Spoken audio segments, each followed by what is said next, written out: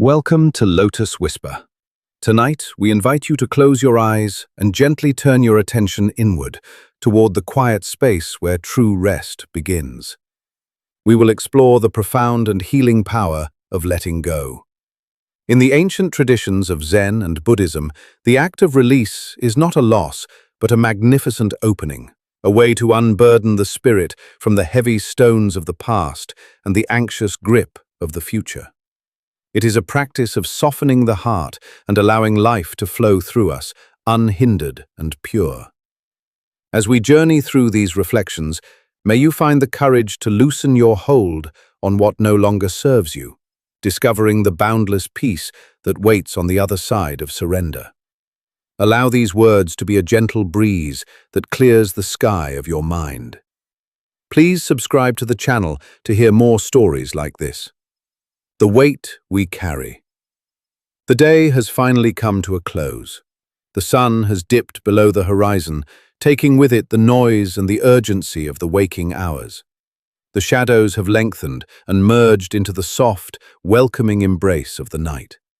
You are here, in this safe space, lying down, ready to rest. And yet, even as your body touches the mattress, even as the blankets cover you in warmth, you may feel that you are not entirely alone. You may feel that you have brought something with you into this room, something invisible, something heavy. We often move through our lives like travelers on a long, winding journey. We start with light steps, our hands free, our eyes looking up at the vast, open sky. But as we walk the path of existence, we begin to pick things up. We pick up a worry here, a regret there. We pick up a harsh word spoken by a colleague, a disappointment from a friend, a fear about what tomorrow might bring. At the time, these things seem small, like pebbles found on a riverbank. We slip them into our pockets, thinking we will just carry them for a moment. We think we will look at them later, resolve them, and then cast them back into the water. But often, we forget to empty our pockets. We forget to set the pebbles down. As the days turn into weeks and the weeks into years, the pebbles accumulate. They turn into stones, and the stones turn into boulders. We fashion a great, invisible sack that we strap to our backs, and we place these burdens inside, one by one. We carry the memory of a failure from 5 years ago. We carry the anxiety of a bill that is due next week. We carry the sorrow of a relationship that ended, or the frustration of a dream that has not yet come to pass. We become so accustomed to this weight that we stop noticing it is there. We adjust our posture to compensate for the heavy load. We lean forward, heads down, eyes fixed on the ground, trudging through the mud of our own making. We wonder why we are so tired. We wonder why our shoulders ache, why our jaws are clenched, why our breath feels shallow and tight. We attribute this exhaustion to the world around us, to the traffic, the job, the demands of family. But the true source of our fatigue is the invisible luggage we refuse to put down. Tonight, we begin the process of recognizing this weight. We begin the gentle work of acknowledging what we are carrying, not to judge ourselves for it, but simply to see it clearly. For we cannot let go of what we do not know we are holding. Imagine for a moment a simple glass of water. Picture it in your mind's eye. It is a clear glass, filled halfway with cool, fresh water. If you were to hold this glass in your hand, extending your arm out in front of you, how heavy would it be? In the absolute sense, the weight is negligible. A few ounces. It is light. You could hold it easily while you laugh with a friend or look out a window. But what happens if you hold it for a minute? Nothing much. Perhaps a slight awareness of the muscles in your fingers. Now, imagine holding that same glass at the same angle for an hour. Your arm would begin to ache.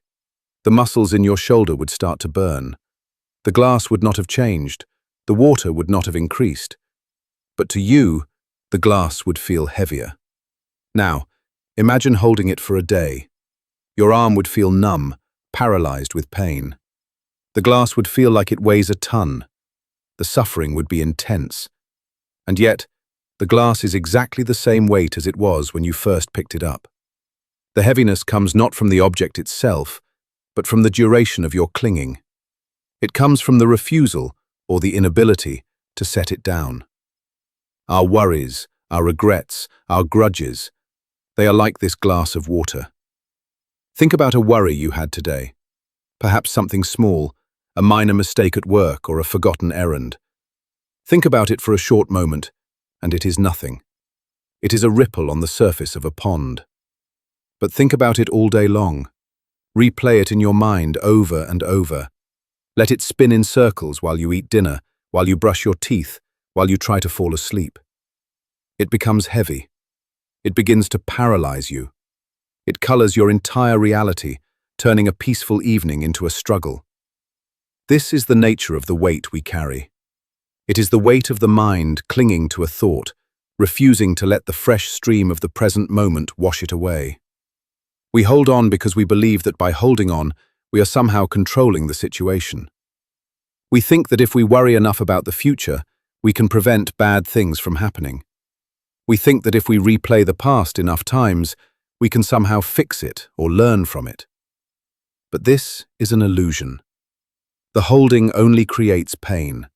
It drains our energy, leaving us depleted and unable to meet the actual challenges of life with clarity and strength. There is a famous story in the Zen tradition that perfectly illustrates this burden. It is a story you may have heard, but tonight, let us walk inside it. Let us feel the mud under our feet and the rain on our skin. Two monks were traveling together on a pilgrimage. One was an older monk, a teacher of great wisdom and gentle demeanor. The other was a young novice, eager to learn, strictly adhering to the rules of his order and very conscious of his purity. They were walking from one monastery to another, a journey that took them through forests and across valleys. On this particular day, the weather had turned against them. Heavy, grey clouds smothered the sky, and a torrential rain began to fall. The dirt road turned into a river of mud. The wind whipped through the trees, shaking the leaves and soaking the monks' robes until they were heavy and cold. They walked in silence, heads bowed against the storm, their sandals squelching in the thick brown sludge. They came to a river crossing. Usually this river was a shallow stream, easily stepped over. But the heavy rains had swollen the waters. The river was rushing, muddy and turbulent, spilling over its banks. Standing on the edge of the river was a young woman. She was dressed in a magnificent kimono of fine silk, intricate and beautiful. She was clearly distressed. She needed to cross the river to get to the town on the other side, but the water was too high. If she tried to cross, her beautiful clothes would be ruined, and the current might sweep her away. She stood there, looking at the rushing water, looking at her silk, looking at the monks. The young monk saw her and immediately averted his eyes. In their tradition, monks were forbidden to touch women. They took vows of celibacy and strict conduct. To touch a woman was a violation of the rules, a stain on their discipline. He walked past her, keeping his distance, his face set in a mask of pious detachment.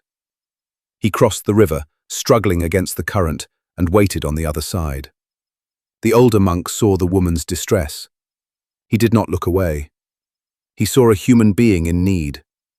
Without a word, he walked up to her. He gestured for her to climb on his back. The woman was surprised but grateful. She climbed onto the old monk's back. He bore her weight along with his own heavy, soaked robes. He stepped into the swirling water. The known pushed against his legs, the rocks were slippery, but he moved with steady, practiced steps. He carried her across the river, the water rushing around his waist. When they reached the other bank, he gently set her down on the dry ground. She bowed in thanks, and he bowed in return. Then, she turned and walked toward the town, her silk kimono dry and unblemished. The older monk adjusted his robe and continued on his journey. The young monk followed him. But the silence between them had changed. Before, it was the companionable silence of two travelers. Now, the air was thick with tension. The young monk was seething. He could not believe what he had just seen. His teacher, his guide, had openly violated a sacred vow. He had touched a woman. He had carried her. The image of the older monk carrying their woman burned in the young novice's mind. He replayed it over and over. He judged the older monk. He judged the woman. He felt a righteous indignation rising in his chest like bile. Every step they took felt heavier to the young monk. The mud seemed deeper. The rain seemed colder.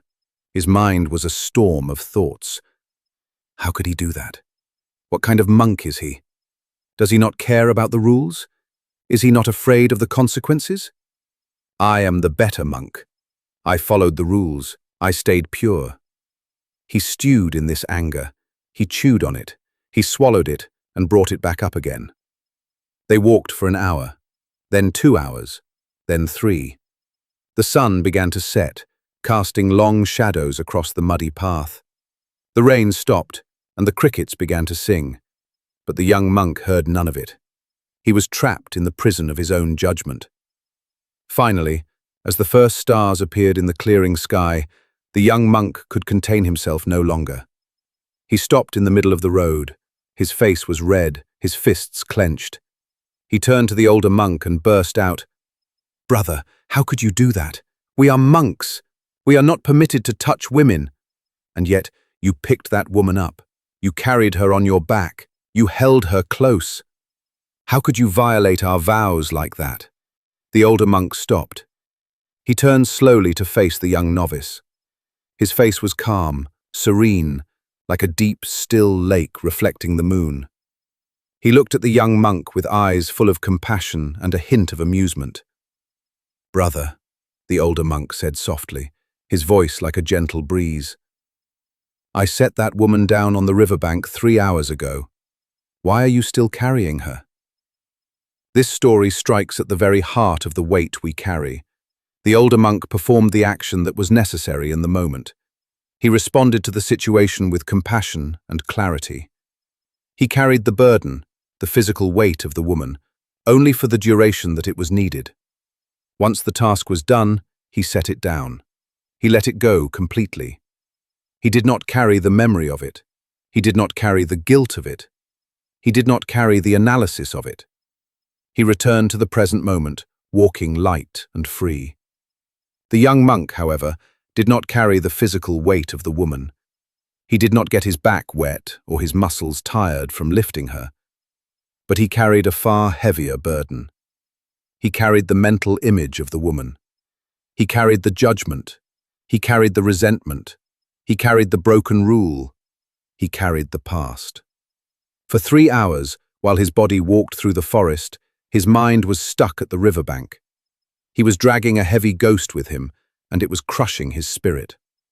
How often are we like the young monk? Something happens in our day. Someone cuts us off in traffic. A boss criticizes our work. A partner says something insensitive. The event itself lasts only a few seconds or minutes. It is the crossing of the river. But we do not set it down on the bank. We pick it up. We put it in our sack. We carry it home. We carry it to the dinner table. We carry it into the shower. And, most tragically, we carry it into our beds. We lie there, in the dark, and we say to ourselves, "I can't believe they said that. Why did they do that? I should have said this. Next time, I will do that." We are miles away from the river, hours away from the event, but we are still carrying the woman. We are still sweating and straining under the weight of a moment that no longer exists.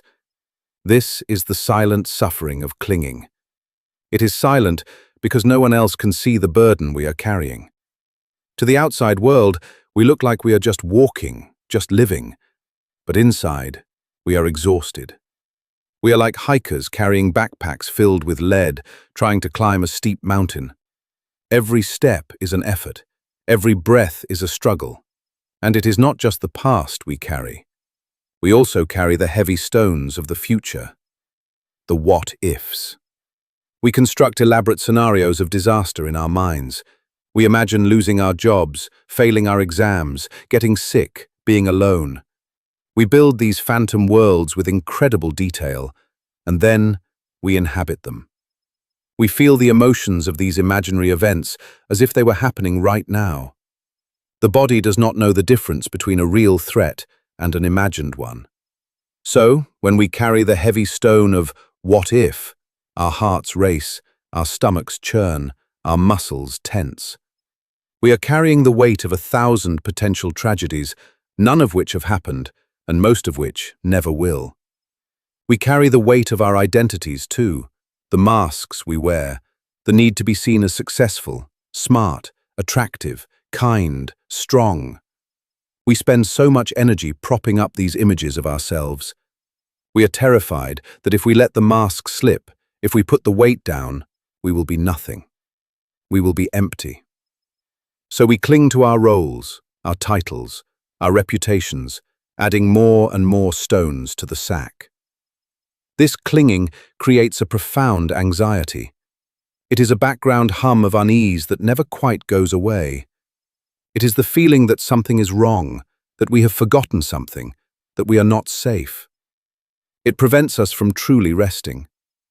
Even when we sleep, our dreams are often filled with the themes of our burdens, running but getting nowhere, searching for something lost, carrying heavy loads. But there is good news. The weight is not glued to us. The sack is not a part of our skin. The stones are not our bones. We are the traveler, not the luggage. The act of carrying is a choice, even if it is an unconscious one.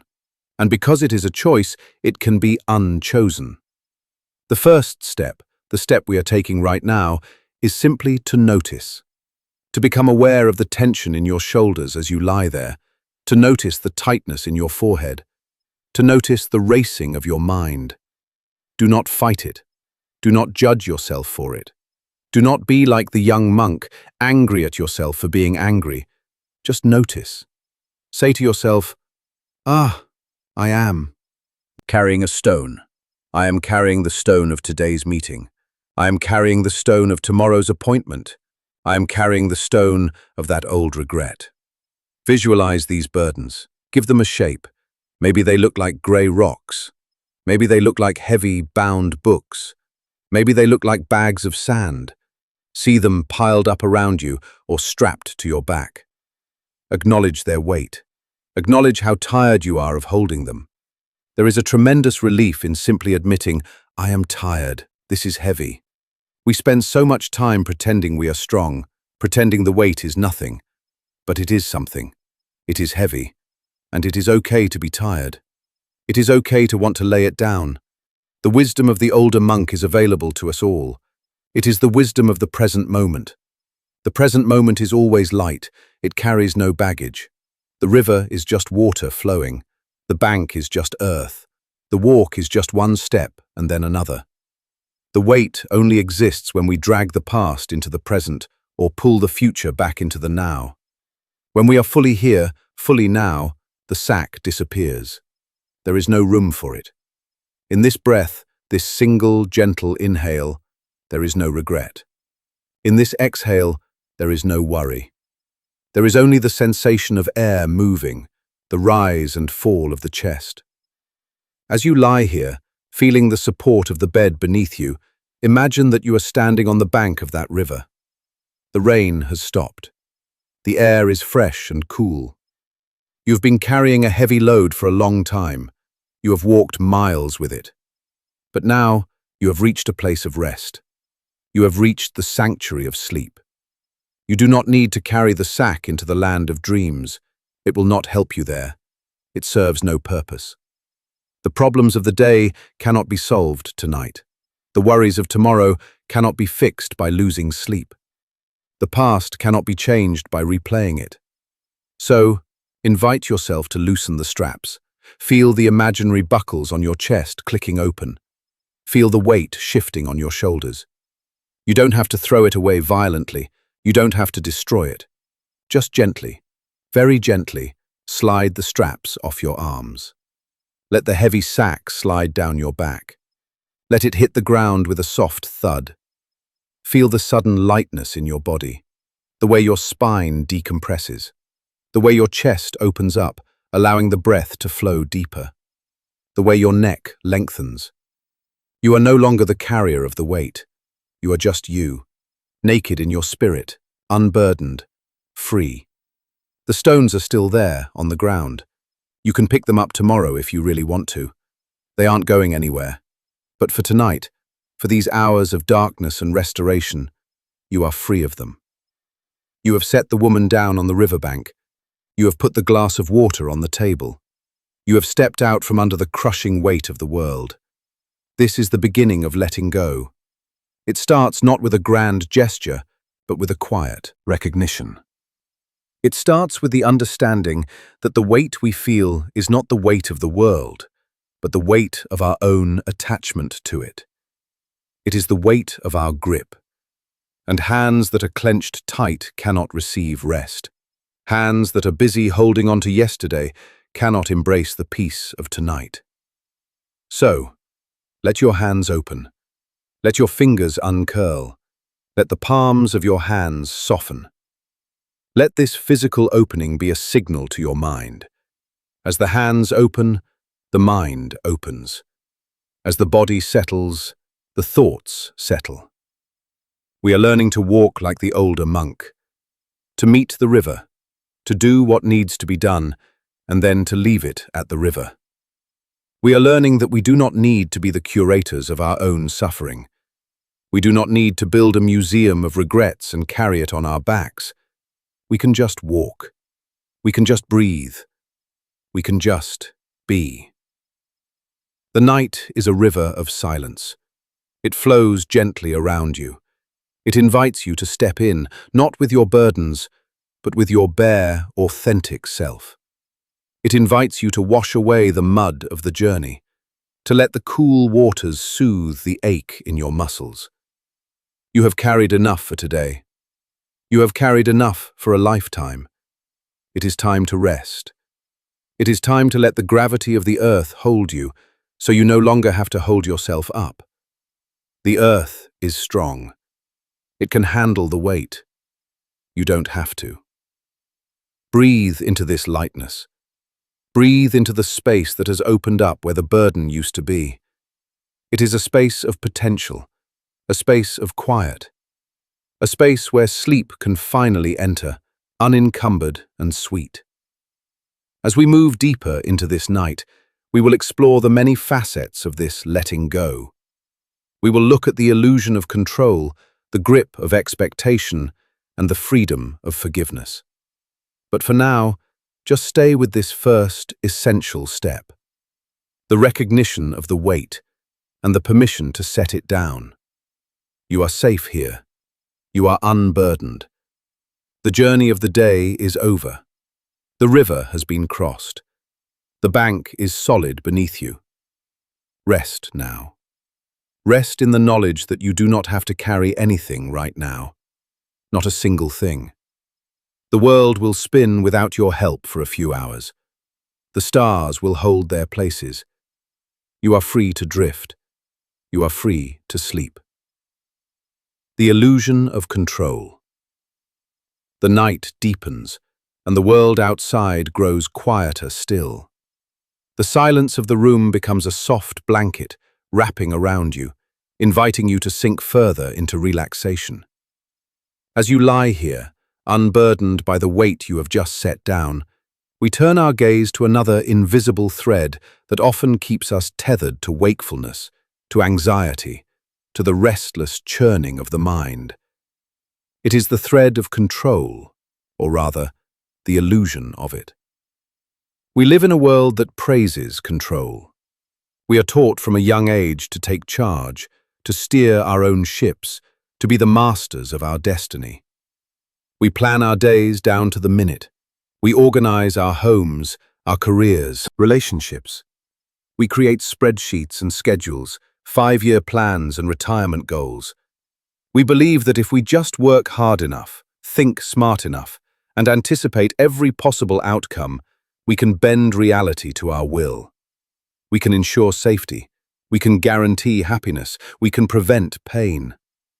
This desire for control is born from a deep, primal place within us. It is the ego's defense against the vast, unpredictable nature of existence. The universe is wild, chaotic, and infinitely complex. It is a swirling ocean of causes and conditions, most of which are completely beyond our reach. To the small, fragile self, this vastness is terrifying. It feels like standing on the edge of a cliff in a storm. So, we build fences. We build walls. We try to tame the ocean with a teaspoon. We try to control the weather of our lives. We get upset when it rains on our picnic, as if our disappointment could change the atmospheric pressure. We try to control other people, what they think of us, how they behave, whether they love us. We rehearse conversations in our heads, scripting the perfect lines to elicit the response we want. We try to control our own bodies, fighting against aging, against illness, against the natural fluctuations of energy and mood. We even try to control the future, worrying incessantly about things that have not happened, as if our worry is a magical shield that will ward off disaster. But if we look closely, with the clear eyes of wisdom, we see that this control is largely a mirage. It is a story we tell ourselves to feel safe. The truth is, life is a flowing river, not a static canal. We are in the river, part of the current. We can learn to swim, we can learn to steer a little, but we cannot stop the river from flowing, and we cannot force it to go uphill. There is a profound Zen story that illuminates the futility of trying to force the world to be other than it is. It is the story of the farmer and his horse. In a small village in ancient China, there lived an old farmer. He was poor, and his only possession of significant value was a beautiful white horse. The horse was so magnificent that even the emperor wanted to buy it. The emperor sent his emissaries with bags of gold, offering a fortune for the steed, but the farmer always refused. "This horse is not just an animal to me," he would say. "He is a friend. How can you sell a friend?" The villagers thought he was a fool. "You are poor," they said. "You could be rich. You could live in comfort for the rest of your days. But you cling to this horse. Someday, it will be stolen or it will die, and you will have nothing." The farmer would just smile and say, "Do not speak too soon. Say only that the horse is not for sale. That is the only fact. Everything else is judgment." One morning, the farmer went to the stable and found it empty. The horse was gone. The villagers gathered around, shaking their heads. "We told you so," they cried. "You old fool. Now the horse has been stolen, and you have nothing. What a curse this is! What a tragedy!"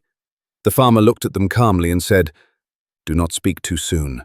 Say only that the horse is not in the stable. That is the only fact. Whether it is a curse or a blessing, no one knows.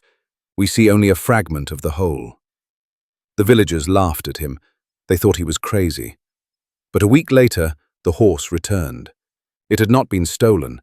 It had escaped into the wild hills. And it did not come back alone. It brought with it a dozen wild horses, strong and beautiful.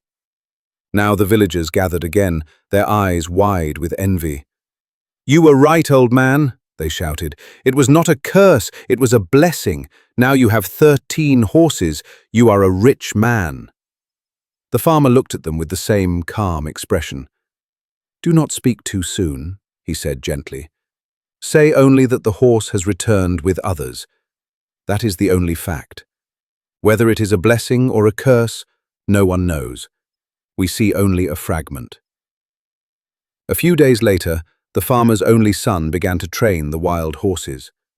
He was riding one of them when he was thrown to the ground. His leg was shattered. In those days, a broken leg could be a life sentence of disability. The villagers came to the farmer's house, their faces long with pity. "Oh, you poor man," they wailed. "You were right. It was a curse. Now your only son is crippled. Who will help you in your old age? You are ruined." The farmer sighed. "Do not speak too soon," he repeated. "Say only that my son has broken his leg. That is the only fact. Whether it is a blessing or a curse, no one knows. We see only a fragment." A few weeks later, the country went to war with a neighboring kingdom. The emperor's army marched through the village, conscripting every able-bodied young man. They took the sons of the grocer, the sons of the blacksmith, the sons of the neighbors. They were all marched away to a war from which few would return. But when the soldiers came to the farmer's house, they saw the son with his broken leg. They left him behind. The whole village was weeping. "You were right, old man," they cried. "Your son's accident was a blessing. Our sons are gone forever, but yours is still here with you. Even if he is lame, he is alive." And the farmer said, "Do not speak too soon." This story goes on and on, endlessly. It mirrors the very nature of our lives. We label events as good or bad, success or failure, blessing or curse. We desperately try to control outcomes to ensure we get the good and avoid the bad. But we cannot see the whole picture. We do not know where the threads of fate lead. What seems like a disaster today may be the seed of a great fortune tomorrow. What seems like a triumph may lead to a difficulty we never anticipated. When we try to control everything, we are fighting against this fundamental truth. We are trying to freeze the dynamic, ever-changing flow of life into a static picture that pleases us. And, because life refuses to be frozen, we suffer. We live in a state of constant resistance. We are like a man in a rowboat trying to paddle upstream against a raging current. We are exhausted, anxious, and frustrated. The illusion of control is also the root of much of our anger. Anger often arises when reality does not conform to our expectations. We expect the traffic to be light, and it is heavy, so we get angry. We expect our partner to understand us immediately, and they don't, so we get angry. We expect our bodies to be pain-free, and they ache, so we get angry. This anger is a form of tantrum against reality. It is the ego shouting, "It shouldn't be this way, it should be the way I want it." But the Zen perspective offers a different path. It offers the path of acceptance. Acceptance does not mean passivity. It does not mean giving up or letting people walk all over you. It does not mean you stop planning or striving. It simply means aligning yourself with the truth of the moment. It means acknowledging, this is what is happening right now. When the horse is gone, the horse is gone. That is the reality. Wailing about it, blaming yourself, or cursing the heavens does not bring the horse back. It only adds a layer of suffering on top of the loss. Acceptance says, the stable is empty. Now, what is the next right action? This surrender to the flow of existence is often misunderstood as weakness. In our culture, we admire the fighter, the conqueror, the one who never takes no for an answer. But there is an immense, quiet strength in surrender. It is the strength of the willow tree in a storm. The oak tree is rigid and strong. It tries to resist the wind, to control its position. And often, in a great storm, the oak tree breaks. The willow tree is soft and flexible. It yields to the wind. It bends low, touching the ground. It surrenders to the force of the gale. And when the storm passes, the willow tree springs back up, unharmed. Surrender is the art of becoming like the willow. It is the art of working with reality, rather than against it. It is the shift from, how can I make this happen, to, how can I flow with what is happening? Think of a time when you were trying desperately to control something. Maybe you were planning a perfect outdoor wedding, and the forecast called for rain. You spent weeks worrying, checking the weather app every hour, praying, bargaining. You were miserable. You were tight with anxiety. You were trying to control the clouds. And then the day came, and it rained. In that moment, you had a choice. You could continue to resist, to be angry, to let the rain ruin your day. Or you could surrender. You could say, it is raining. We will move the party inside. We will dance in the puddles. We will embrace the coziness of the storm. The moment you surrender, the anxiety vanishes. The situation hasn't changed. It is still raining. but your relationship to the situation has transformed. You have moved from resistance to flow. You have moved from the illusion of control to the reality of presence. This practice of letting go of control is especially powerful when it comes to sleep. Insomnia is often a battle for control. We lie in bed and think, I must sleep. I have to be rested for tomorrow. If I don't sleep now, I will be a wreck. We try to force sleep. We command our brains to shut off. We check the clock, calculating how many hours are left, which only increases the pressure. But sleep is like a shy bird. If you chase it, if you try to grab it, it flies away. You cannot force a bird to land on your hand. You can only hold your hand out, palm open, still and patient, and wait for the bird to come to you. You have to surrender to the process. You have to let go of the need to sleep and simply rest in the possibility of it. Imagine you are floating on a vast ocean. The water is warm and buoyant. The sky above is a deep, endless indigo. If you try to control your float, if you tense your muscles and thrash your arms, trying to stay on top of the water, you will sink. You will get tired. You will swallow water. But if you surrender, if you lean back, spread your arms and trust the water to hold you, you will float effortlessly. The ocean carries you. Life is that ocean. We are constantly thrashing, trying to keep our heads above water by sheer force of will. We are afraid that if we stop struggling, if we stop controlling, we will drown. But the opposite is true. It is the struggle that exhausts us. It is the struggle that pulls us under. When we let go, when we trust the buoyancy of life, we find that we are supported. We are held. There is a concept in Taoism called Wu Wei, which translates to effortless action or action without striving. It is the state of being completely in the zone, completely in the flow. It is the way a master painter moves the brush or a master musician plays the instrument. They are not trying to control the notes or the paint. They have practiced, yes, but in the moment of creation, they step out of the way. They let the music play them. They let the painting paint itself. They are a vessel for the flow. We can bring Wu Wei into our daily lives by releasing our tight grip on outcomes. We can do our work with diligence and care, but then let go of the result. We can raise our children with love and guidance, but then let go of who they choose to become. We can speak our truth, but then let go of how it is received. This release brings a tremendous sense of freedom. When you don't have to control the universe, you are free to enjoy it. When you don't have to be the general manager of reality, you can be the curious explorer. You can look at the unexpected twists and turns of your life, not as failures of planning, but as interesting plot developments. You can say, like the farmer, maybe, we shall see. Let us practice this surrender right now, in your body.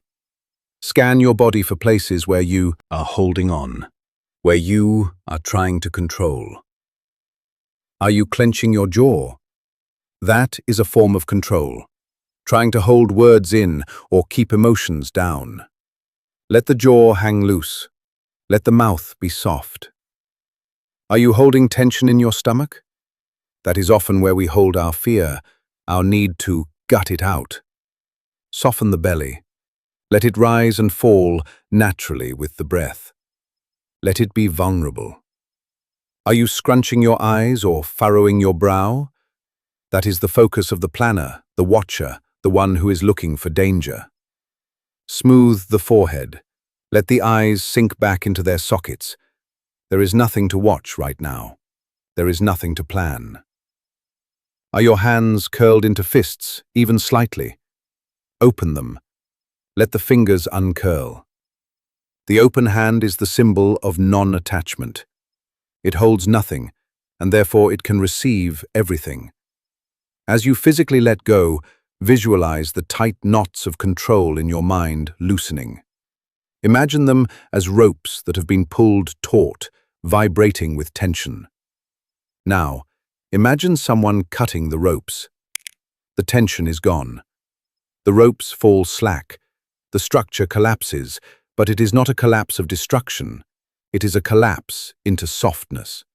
It is the collapse of a house of cards that was too rigid to stand, falling into a pile of peaceful disorder. You do not need to know what happens tomorrow.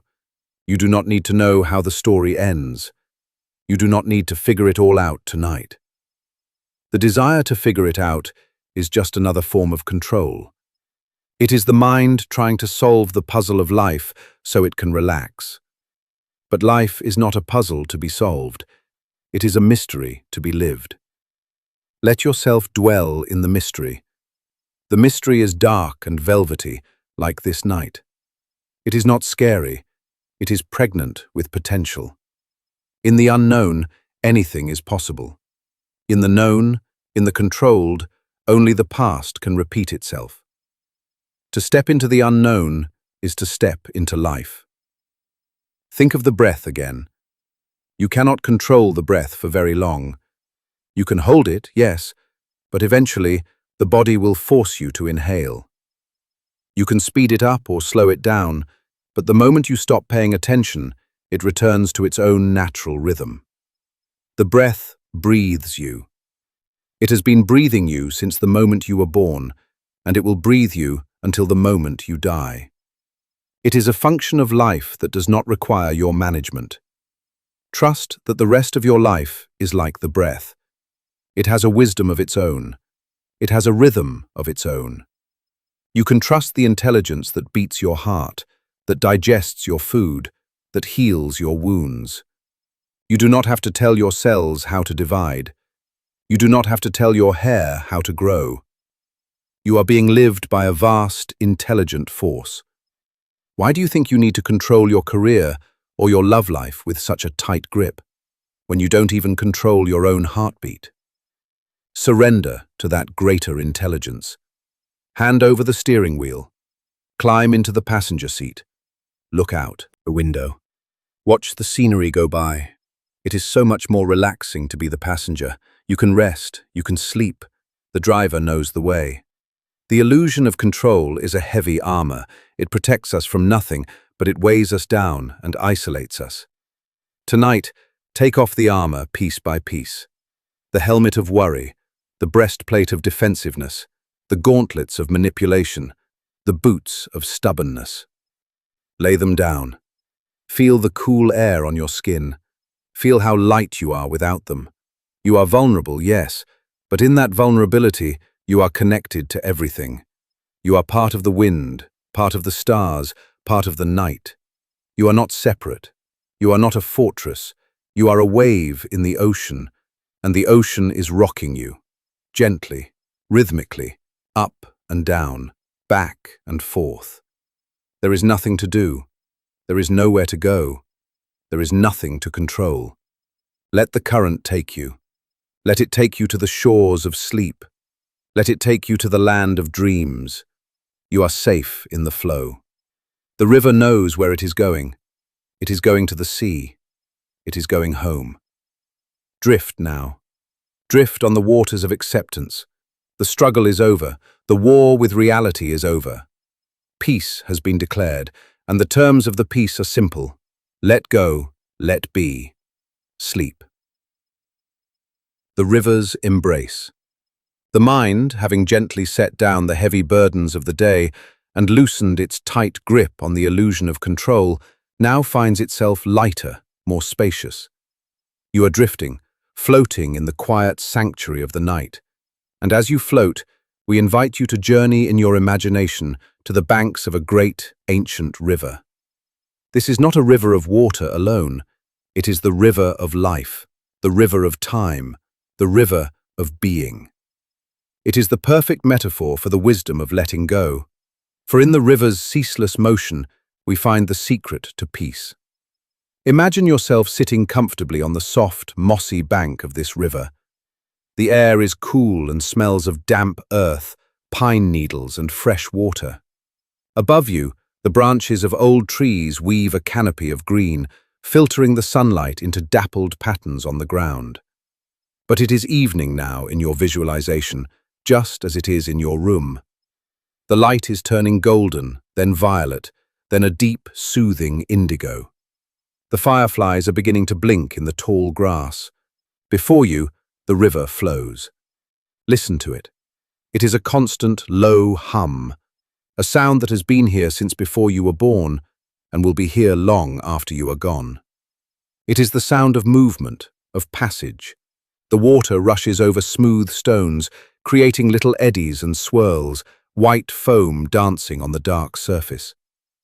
The river teaches us the first great lesson of existence, impermanence. Nothing stays the same. The Greek philosopher Heraclitus famously said, "No man ever steps in the same river twice, for it's not the same river, and he's not the same man." The water you see in front of you now is gone in a blink, replaced by new water from upstream. The shape of the current shifts with every passing second. The light reflecting on the surface changes with the movement of the clouds and the sun. We often suffer because we try to make things solid. We want our relationships to stay exactly as they were in the honeymoon phase. We want our bodies to remain as they were in our youth. We want our children to stay innocent and close. We want a happy moment to last forever. We try to freeze the river. We build dams. We scoop up buckets of water and try to hoard them. But water that is scooped up and held becomes stagnant. It loses its life. A river that is dammed stops flowing and becomes a swamp. To live fully, to sleep peacefully, we must learn to embrace the flow. We must learn to be like the water itself. Water is soft, yet it is the most powerful force on earth. It yields to obstacles, flowing around rocks, under logs, through cracks. It does not fight the rock. It embraces it, washes over it, and eventually, over eons, wears it down to sand. This is the power of non-resistance. When we resist change, when we resist the natural ending of things or the unexpected arrival of things, we are like a rock trying to stop the current. We create turbulence, we create friction, we create our own suffering. Imagine you are a leaf that has fallen from one of the trees above. You drift down, a slow, spiraling dance, and land gently on the surface of the river. Now become that leaf. Feel the cool water beneath you, supporting you. You are weightless. You are being carried.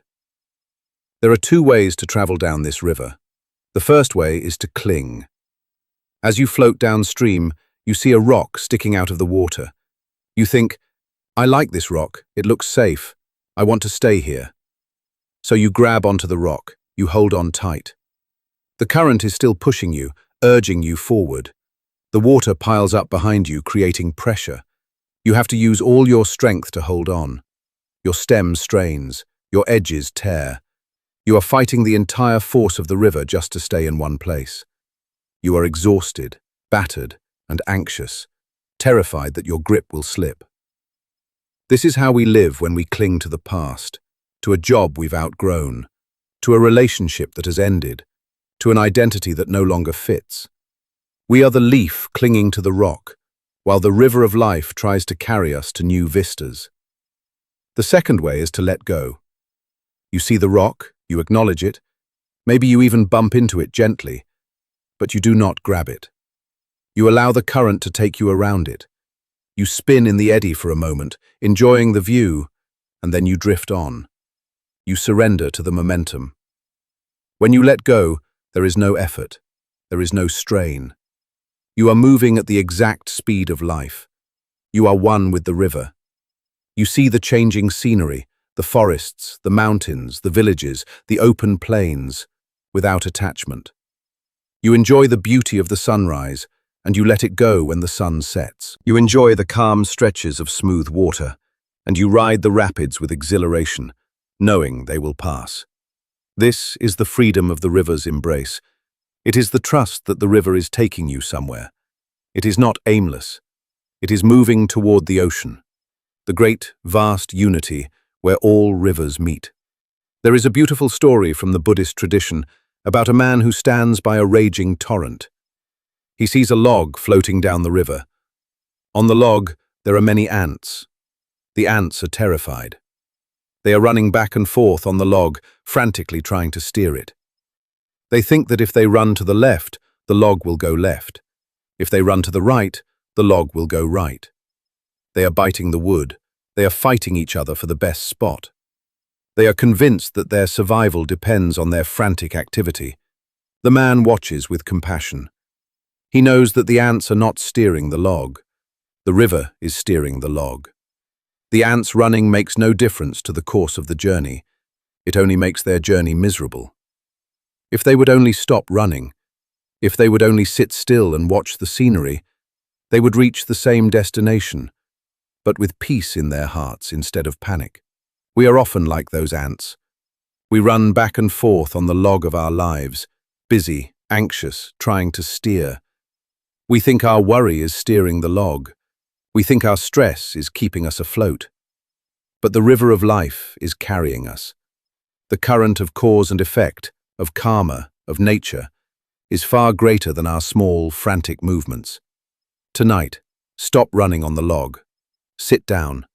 Feel the wood beneath you. Feel the motion of the water. Trust the river. Let us deepen this visualization. Imagine that you are not just on the river, but you are submerged in it. Not drowning, but breathing underwater, like a fish, or like a spirit of the water. You are suspended in the cool, clear liquid. Feel the water touching every inch of your skin. It is a sensation of total holding. The water supports your legs, your back, your arms, your head. There is no part of you that needs to hold itself up. If you relax a muscle, the water fills the space. If you let your head drop back, the water catches it. This is the embrace of the universe. We are not separate entities walking on a dead planet. We are immersed in a field of life, of energy, of consciousness. We are held by gravity, held by the atmosphere, held by the web of relationships and history that brought us here. We are never, ever dropped. Sometimes the river is turbulent. We go through rapids in our lives, illness, loss, conflict. When we are in the rapids, our instinct is to tense up, to fight, to thrash. But any whitewater swimmer knows that if you get caught in a turbulent current, the worst thing you can do is fight it. If you fight, you use up your oxygen, you get disoriented, you get pulled under. The advice is to relax, to go limp, to let the current spit you out. When you are in a difficult period of life, try to soften into it. Do not say, "This shouldn't be happening." Say, "This is a rapid. I am in the rapid. It is rough, it is loud, but I will float. I will protect my head, keep my feet up, and let it carry me through."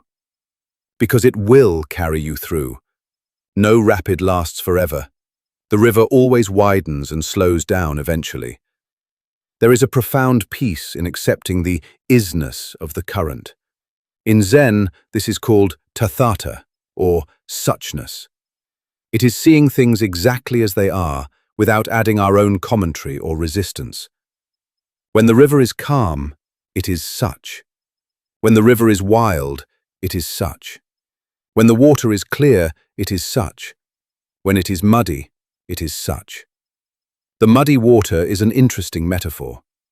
If you have a jar of muddy river water and you want it to be clear, what do you do? Do you stir it? Do you shake it?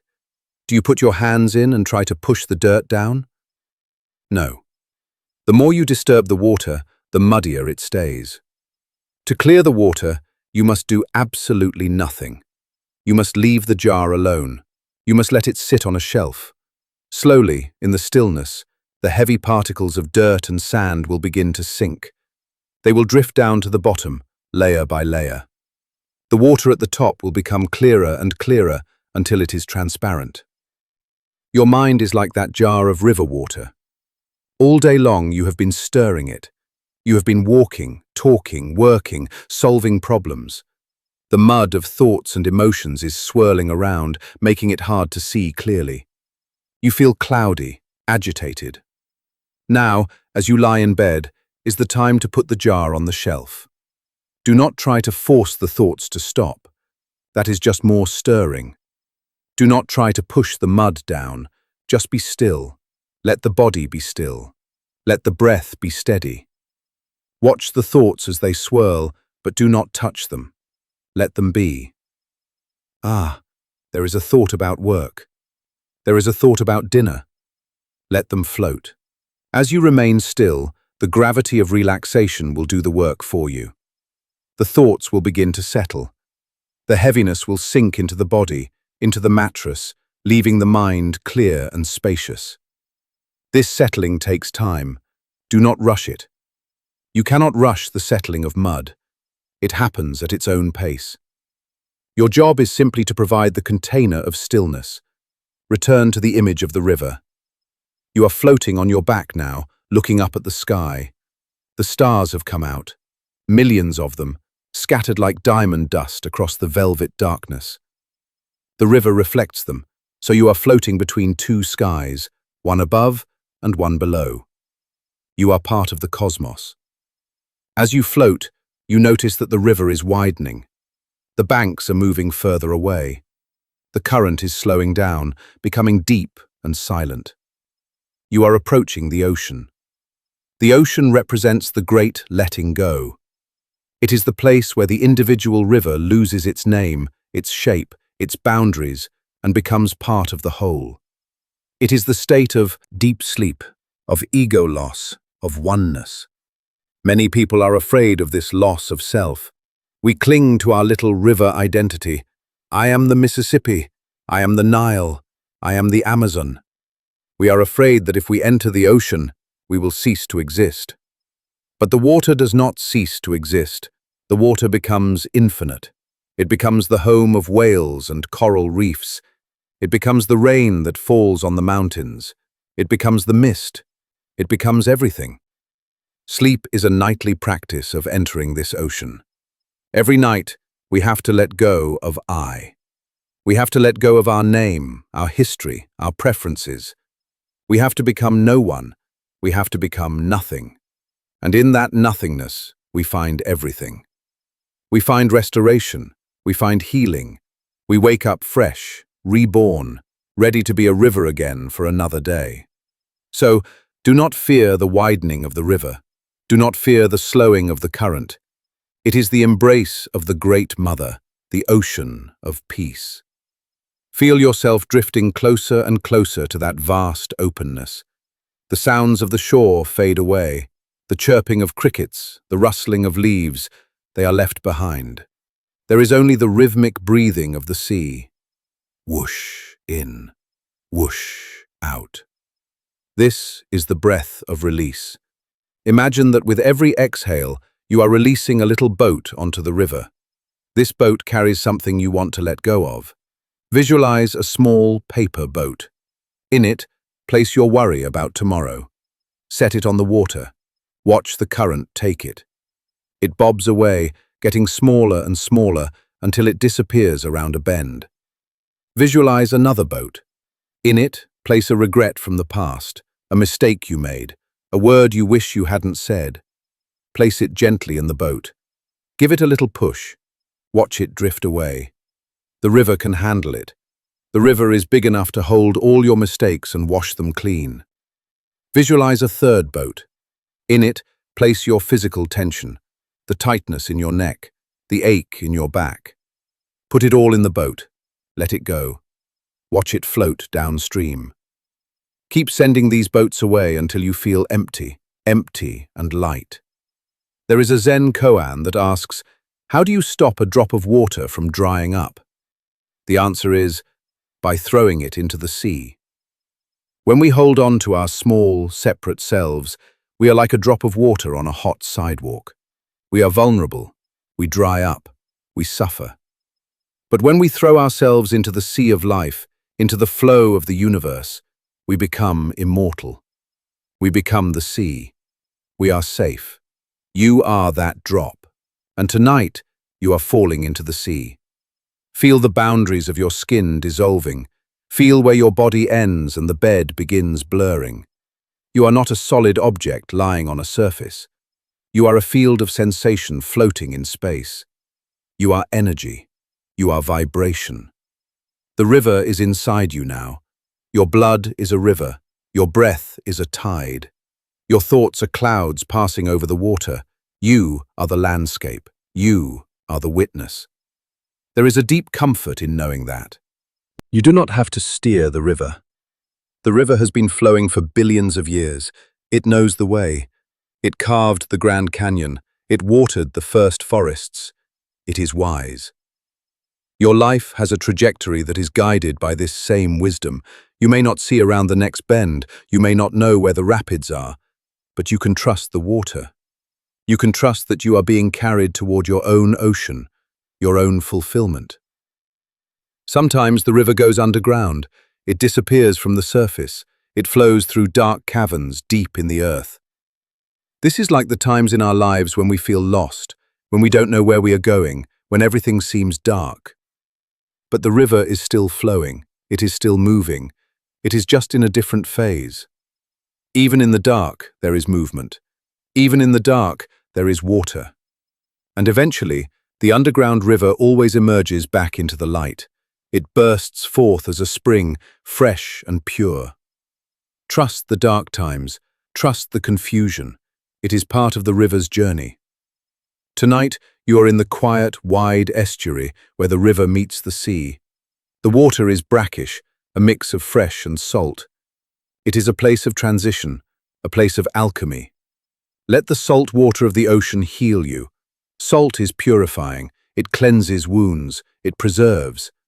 Let the vast, salty silence of sleep wash over you. You are safe in the river's embrace. You are held by the water of life. There is nothing to do but float. Float past the worries. Float past the plans. Float past the memories. Float into the now. Float into the silence. Float into the dark, velvety peace. The river is singing you a lullaby, a low, rhythmic song of water over stone. Hush, hush, flow, flow. Let go, let go. Feel your body responding to this song. Your muscles are lengthening, like seaweed swaying in the current. Your bones are heavy, like stones on the riverbed.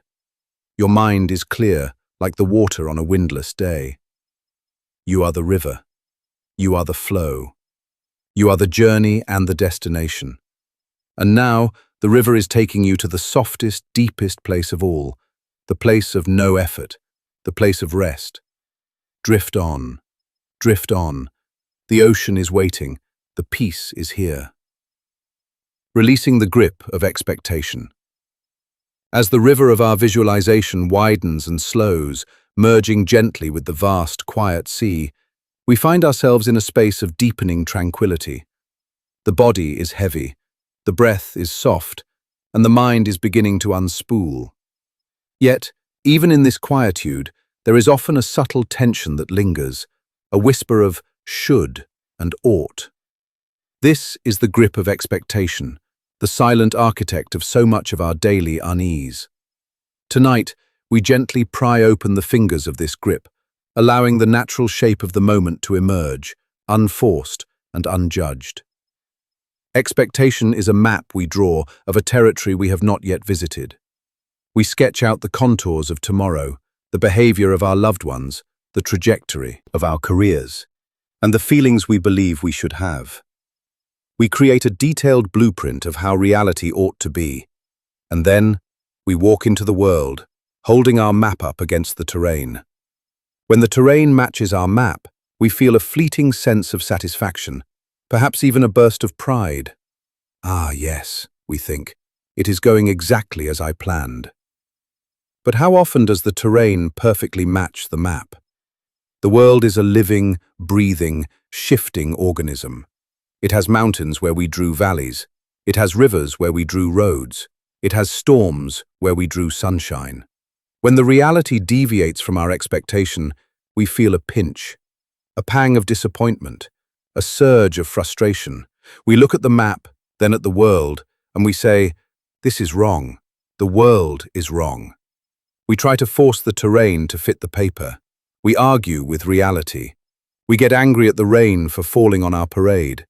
We get resentful at our partner for not reading our mind. We get impatient with ourselves for not being perfect. This gap, the distance between what we expect and what is the breeding ground of suffering. It is where anxiety lives. It is where resentment festers. There is a Zen saying, "If you want to be happy, drop your expectations." It sounds simple, almost too simple. But to truly practice it is a profound spiritual discipline. It requires a radical openness to whatever arises. It requires the courage to throw away the map and simply walk the path. Let us consider the expectations we place on others. We often have a script in our minds for the people in our lives. We have lines we want them to say, actions we want them to take. We want our friends to be supportive in a specific way. We want our children to be successful in a specific way. We want our colleagues to be competent in a specific way. When they deviate from the script, we feel betrayed. He should have known better, we say. She should have called. They should have appreciated me. But people are not actors in our play. They are the protagonists of their own stories. They have their own maps, their own burdens, their own confusion. They are driven by their own conditioning, their own fears and desires, which are often invisible to us. When we impose our expectations on them, we are not seeing them. We are seeing a projection of our own needs. We are loving an image, not a person. Imagine you are holding a bird in your hands. If you expect the bird to sit still, to sing when you want it to sing, to look a certain way, you will have to squeeze it. You will have to cage it. The bird will be miserable, and eventually it will stop singing. It might even die. But if you open your hands, if you have no expectation of what the bird will do, you create a space for freedom. The bird might fly away. It might stay. It might sing a song you've never heard before. It might peck at your finger. Whatever it does, it is real. It is alive. And your relationship with it is based on truth, not control. Letting go of expectations of others is an act of love. It is saying, I allow you to be you. I allow you to be messy, imperfect, unpredictable. I release you from the burden of satisfying my script. When we do this, a tremendous weight lifts from our relationships. The tension dissolves. We can meet people where they are, rather than where we want them to be. And what of the expectations we place on ourselves? These are often the heaviest chains of all. We carry a constant subliminal list of requirements for our own existence. I must be productive. I must be strong. I must be interesting. I must not fail. I must not feel sad. We judge our internal weather. If we feel anxious, we think, I shouldn't be anxious. I should be calm. This adds a layer of shame to the anxiety, making it twice as heavy. If we are tired, we think, I shouldn't be tired. I have so much to do. This adds stress to the fatigue. We are constantly measuring ourselves against an idealized version of who we think we should be. This ideal self never gets tired, never makes mistakes, never says the wrong thing, and always looks good. But this ideal self is a ghost. It does not exist. It is a phantom that haunts us, whispering that we are not enough. Tonight, let us practice exorcising this ghost. Imagine you are walking into a beautiful, empty room.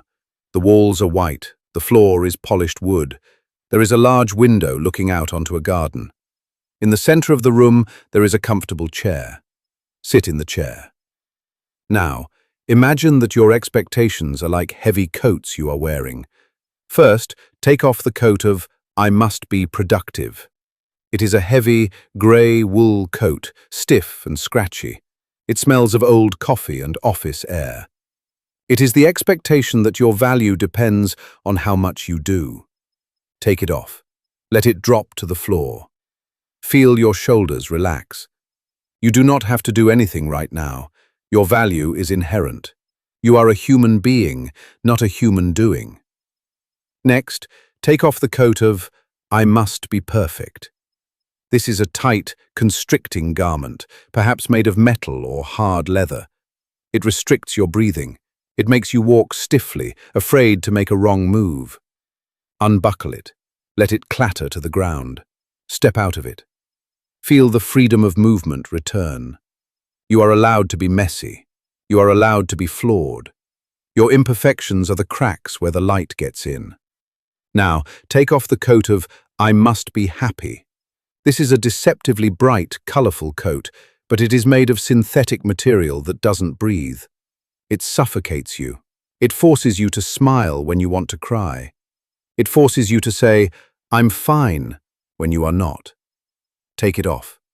Underneath, you might feel sadness or numbness or joy or peace. Whatever you feel, it is real. It is yours. Welcome it. Sit in the chair, stripped of these heavy layers. You are just you, naked in your authenticity. There is no one to impress. There is no grade being given. There is no audience. This is the state of non-expectation.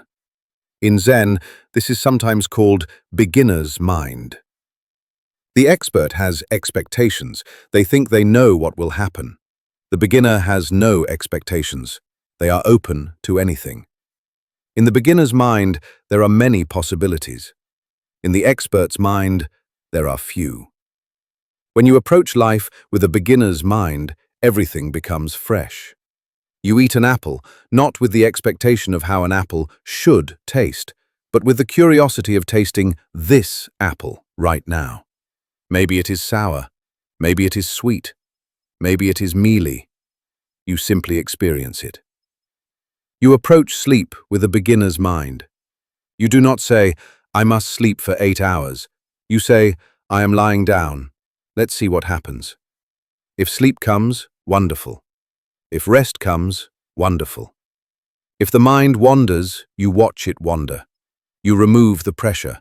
And ironically, when you remove the pressure to sleep, sleep often comes much faster. There is a famous story about a Zen master who received a visitor, a university professor who came to inquire about Zen. The professor was full of his own ideas, his own knowledge, his own expectations of what Zen was. He talked and talked, interrupting the master, explaining his own theories. The master listened patiently and then began to pour tea. He poured the tea into the professor's cup. The cup filled up. The master kept pouring. The tea overflowed the rim, spilled onto the saucer, then onto the table, and finally onto the professor's robes. "Stop!" shouted the professor.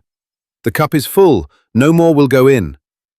"Like this cup," the master said softly, "you are full of your own opinions and speculations.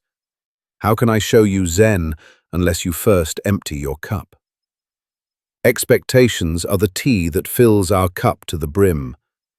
When we are full of expectation, there is no room for reality to enter. There is no room for surprise.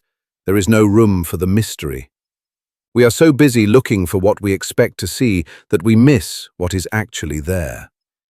We miss the subtle beauty of a grey day because we expected sun. We miss the quiet kindness of a stranger because we expected indifference. We miss the wisdom in a mistake because we expected perfection. Empty your cup tonight. Pour out the expectations of tomorrow. Pour out the expectations of who you should be. Make space. Let us look deeper at the expectation of outcomes. We are a results-oriented society. We do things in order to get something else. We exercise to get fit. We work to get money. We are nice to get liked. We meditate to get calm. This focus on the outcome creates a subtle split in our consciousness. We are never fully in the action. We are always leaning forward into the result. We are using the present moment as a stepping stone to the future. But the Bhagavad Gita, a great spiritual text, teaches, "You have a right to your actions, but never to your fruits of action." This means, do the work, but let go of the outcome. Plant the seed, water it, tend to it with love. That is your domain. Whether the seed sprouts, whether it bears fruit, Whether a storm comes and washes it away, that is the domain of the universe. When we detach from the outcome, the action itself becomes the reward. The running becomes the joy, not the weight loss. The working becomes the expression of talent, not just the paycheck. The kindness becomes the warmth in your own heart, not a transaction for approval. This is true liberation. If your happiness depends on a specific outcome, you are a slave to circumstance. You are a gambler, always waiting for the dice to roll your way. But if you find joy in the doing, in the being, you are free. You are the master of your own peace. Imagine an archer. If the archer is fixated on the bullseye, thinking, "I must hit it, I must win the prize," his muscles will tense, his breath will be shallow, his hand will shake. The anxiety of the expectation interferes with the skill. But if the archer focuses only on his form, on the stance, the breath, the feeling of the bowstring, the release, if he becomes one with the act of shooting, the arrow will fly true. And even if it misses, the shot was beautiful. The experience was complete. Sleep is like archery. You cannot aim at sleep. You cannot force the arrow into the bullseye of unconsciousness. You can only focus on the form, the comfortable position, the dark room, the slow breath. You focus on the process of resting. The outcome, falling asleep, is not up to you. It is a gift that arrives when you are ready to receive it. So, let go of the target. Forget the bullseye. Just enjoy the feeling of the bow in your hand. Enjoy the feeling of the bed against your back. As you lie here, notice if there are any if-onlys floating in your mind. If only I had more money, I would be happy. If only I was in a relationship, I would be secure. If only my health was better, I would be at peace. These are the voices of expectation. They tell you that peace is conditional. They tell you that peace is somewhere else, in some other time, with some other set of circumstances. They steal the peace that is available right now. The truth is, there is no if only. There is only what is. And what is always enough to find a foothold for peace. Even in pain, even in loss, even in uncertainty, there is a place of stillness. But you can only find it if you stop looking for the exit. You can only find it if you stop waiting for the scenery to change. Acceptance is the antidote to expectation. Acceptance says, this is it. This is my life right now. This is my body right now. This is my mind right now. It doesn't mean you have to like it. It doesn't mean you don't want it to improve. It just means you stop fighting the reality of this moment. You put down the weapons. You stop screaming at the map. Feel the relief of that. You don't have to fix everything tonight. You don't have to figure out how to bridge the gap between your expectations and your reality. You can just close the gap by stepping into reality. Reality is softer than expectation. Expectation is hard, rigid, sharp-edged. Reality is fluid. It has texture. It has depth. Think of a time when something went wrong. A flight was cancelled, a plan fell through, and it led to something unexpected and wonderful. Maybe you met someone interesting at the airport. Maybe you had a quiet evening at home that you desperately needed. Life is smarter than us. It weaves a tapestry far more complex than our little linear plans. When we let go of how we think the pattern should look, we can start to appreciate the pattern that is emerging. We can see the beauty in the chaos. There is a practice called don't know mind. When you catch yourself worrying about the future, expecting the worst, or even expecting the best, simply say to yourself, I don't know. Will I get the job?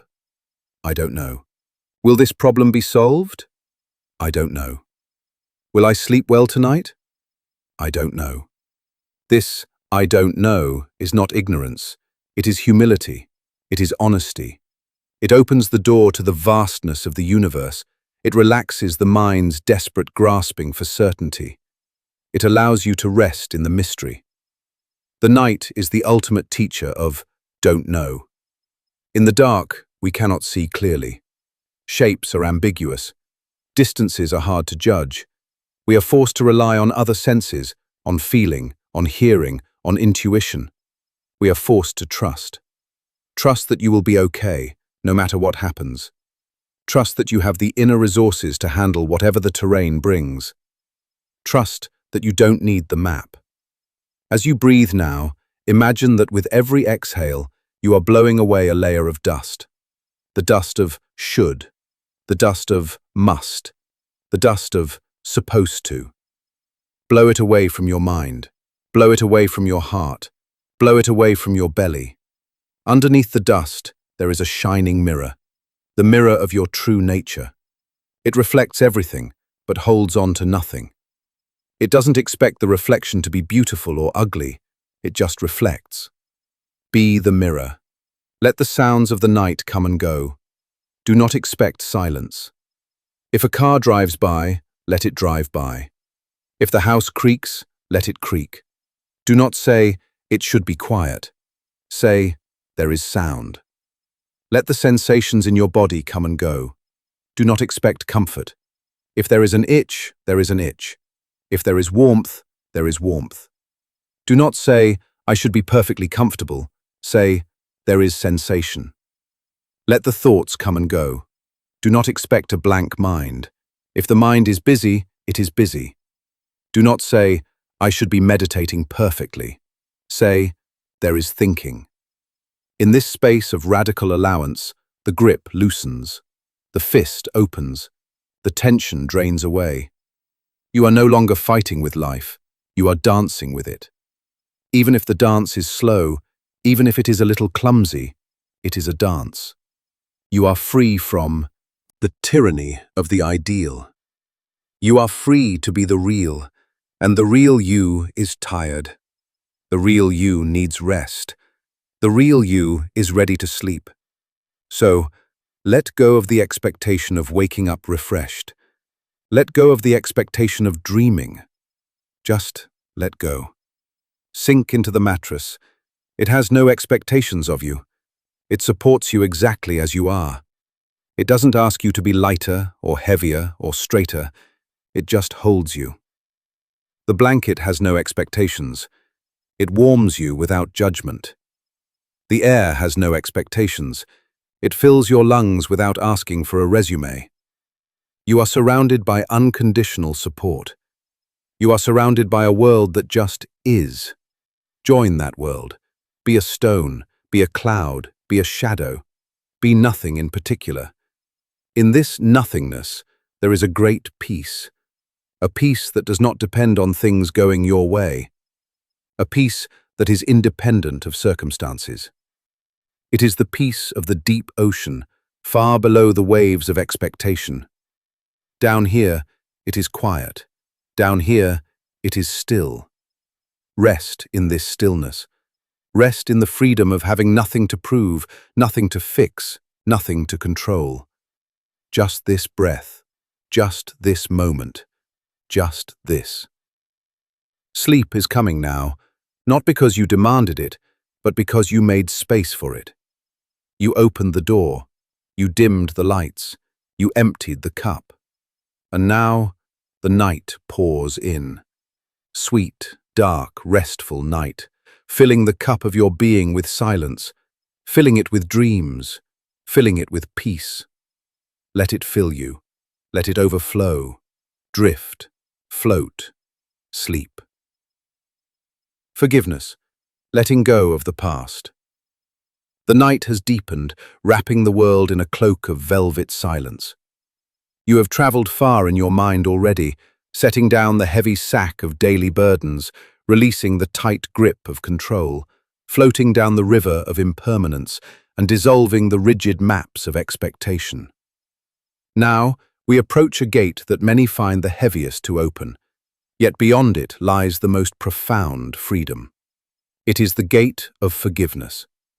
We often think of forgiveness as something we do for others, a gift we bestow upon those who have wronged us. But in the truest sense, forgiveness is a gift we give to ourselves. It is the act of untying the knot that binds us to the past. It is the decision to stop drinking poison and expecting the other person to die. We all carry wounds.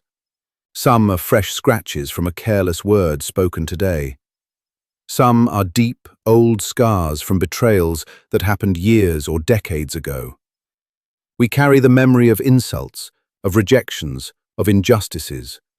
We replay the scenes in the theatre of our minds. We sharpen the arguments. We polish the resentment until it shines like a dark gem. We hold on to these grievances because we believe they protect us. We think that if we stay angry, we will never be hurt again. We think that our anger is a form of justice, a way to hold the offender accountable. I will not forgive, we say, because what they did was wrong.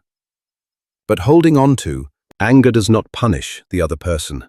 They are likely sleeping soundly or living their life, perhaps completely unaware of the turmoil inside you.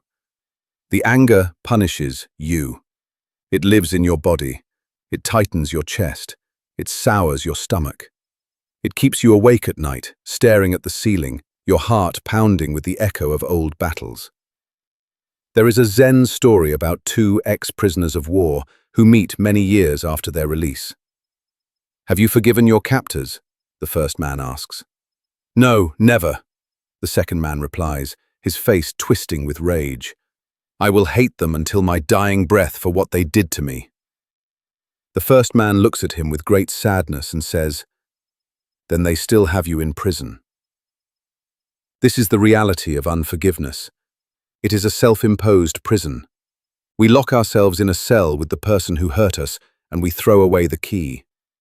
We are trapped in the moment of the injury, reliving it over and over, unable to move forward into the fresh air of the present. Forgiveness is the key that unlocks the door. It does not mean saying that what happened was okay. It does not mean condoning bad behavior or forgetting that it happened. It does not necessarily mean reconciliation or trusting the person again. You can forgive someone and never speak to them again.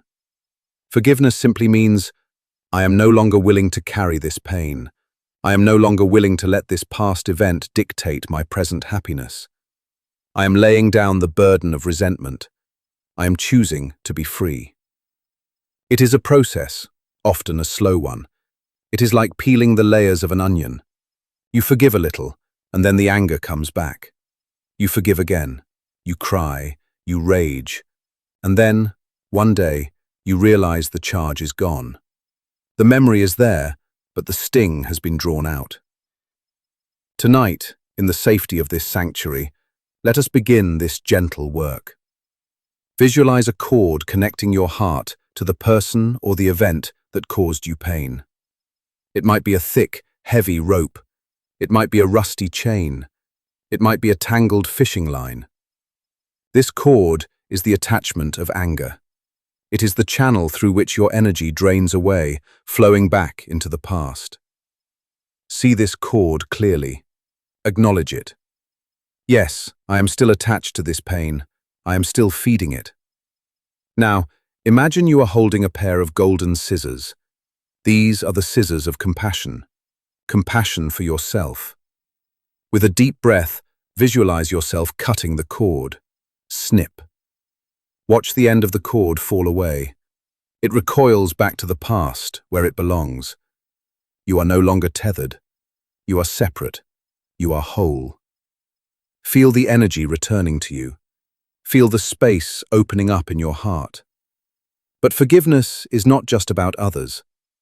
Often, the person we find hardest to forgive is the one staring back at us in the mirror. We carry a heavy load of guilt and shame for our own mistakes. We remember the time we failed, the time we were unkind, the time we were weak. We judge ourselves with a harshness we would never apply to a friend. We hold court in our minds, playing the role of prosecutor, judge, and jury, constantly convicting ourselves of being not enough. I should have known better. I shouldn't have said that. I wasted so much time. This self-judgment is a form of violence.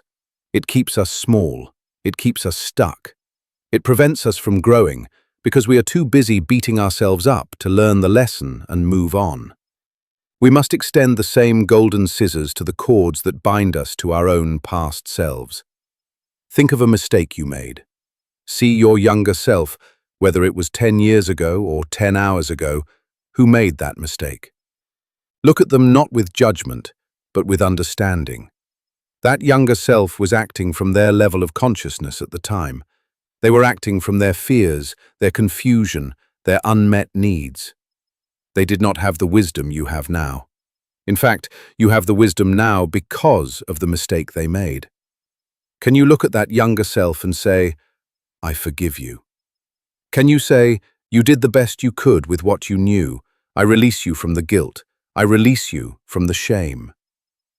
Imagine embracing that younger self, holding them until they dissolve into light, merging back into your heart, not as a source of pain, but as a source of experience.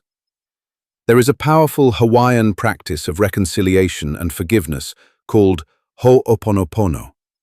It is deceptively simple, yet it works on deep, subconscious levels. It consists of 4 phrases repeated like a mantra. I'm sorry. Please forgive me. Thank you. I love you. You can direct these words to a person who hurt you. I'm sorry for the part I played, or simply for the suffering between us. Please forgive me for holding on to this anger, for judging you. Thank you for the lesson, for the opportunity to heal.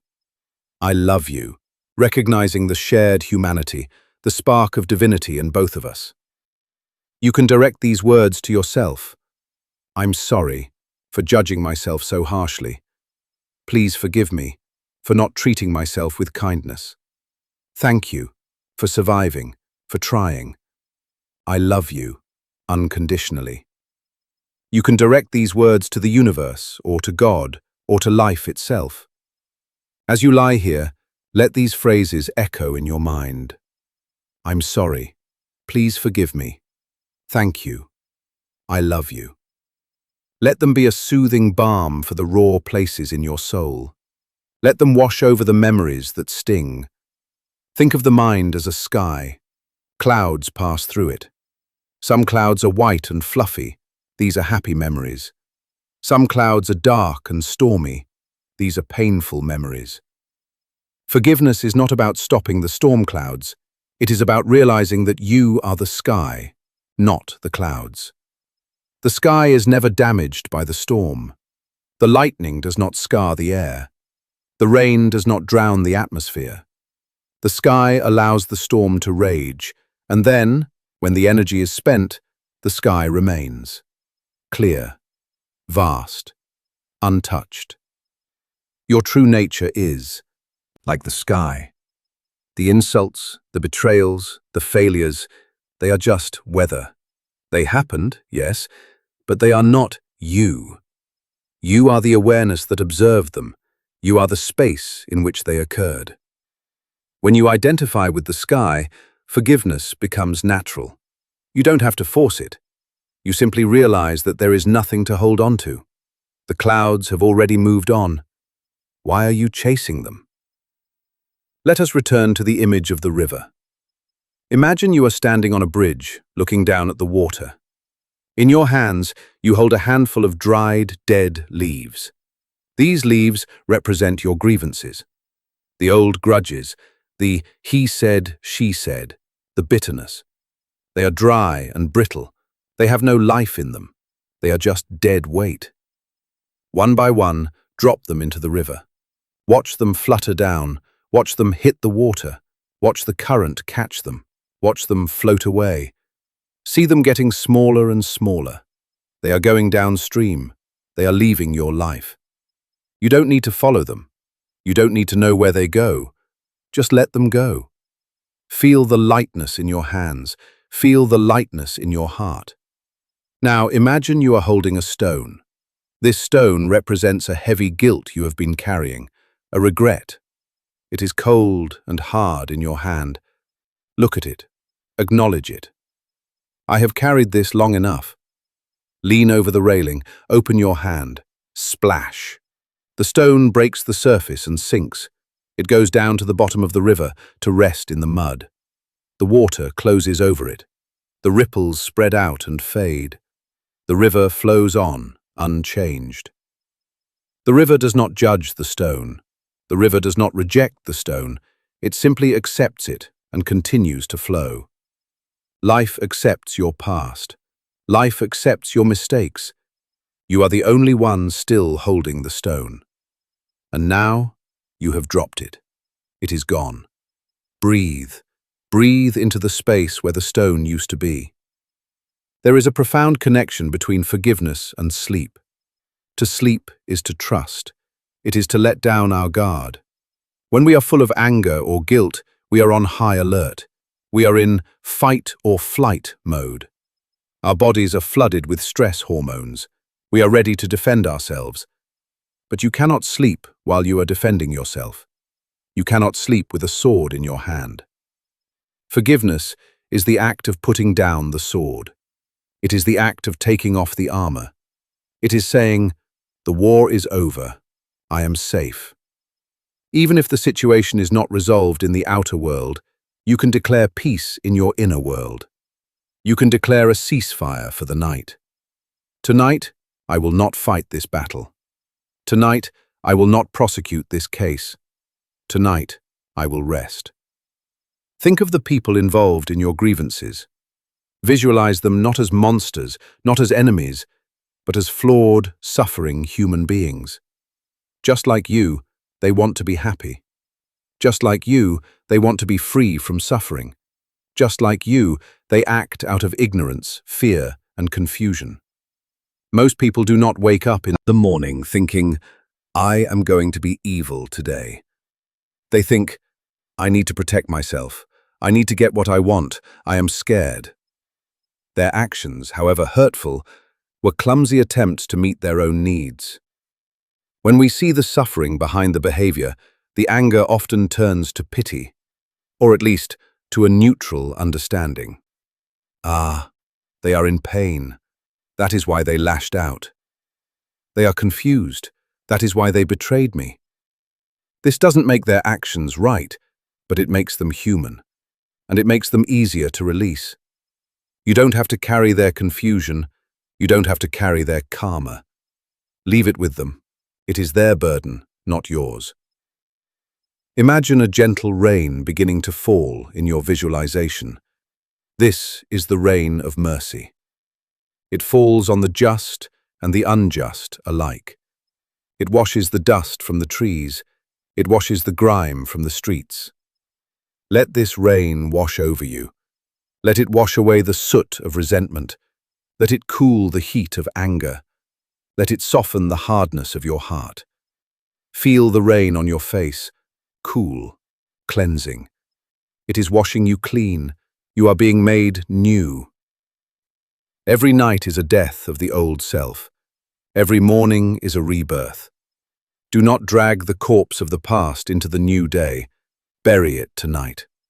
Bury it with honor, perhaps. Learn from it, but bury it.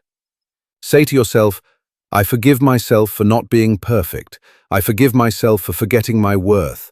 I forgive myself for holding on to this pain for so long. I forgive life for being difficult. I forgive life for being unfair. I forgive life for being unpredictable."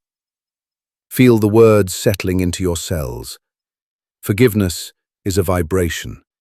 It is a frequency of freedom. When you vibrate with forgiveness, you become lighter. You become more transparent. The light can shine through you. There is a beautiful image in Buddhism of the empty boat. A man is crossing a river in his boat. He sees another boat coming toward him, moving fast. He starts to shout, "Hey, watch out! Steer your boat away!" But the boat keeps coming.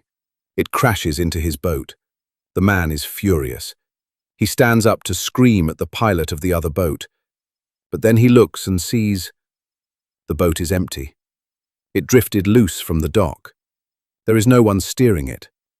Instantly, his anger vanishes. Who can he be angry at? An empty boat?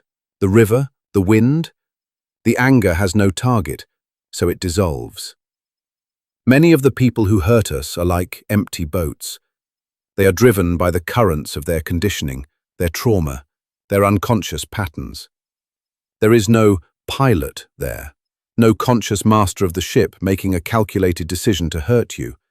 They are just drifting, crashing into things. When you see them as empty boats, the anger loses its target. You simply steer around them. You repair your own boat, and you move on. Tonight, see the world as a river full of empty boats. Do not take the collisions personally. It is just the nature of the river. You are safe in your boat now. You have anchored it in a quiet cove. The water is still. The moon is rising, casting a silver path across the water. This is the path of peace. You have cut the cords. You have dropped the stones. You have washed in the rain. You are empty of the past. And because you are empty of the past, you are full of the present. You are full of this soft pillow. You are full of this warm blanket. You are full of this gentle darkness. There is so much space inside you now. Space for breath, space for dreams, space for silence. Rest in this space. It is your true home. The past is a foreign country. You don't live there anymore.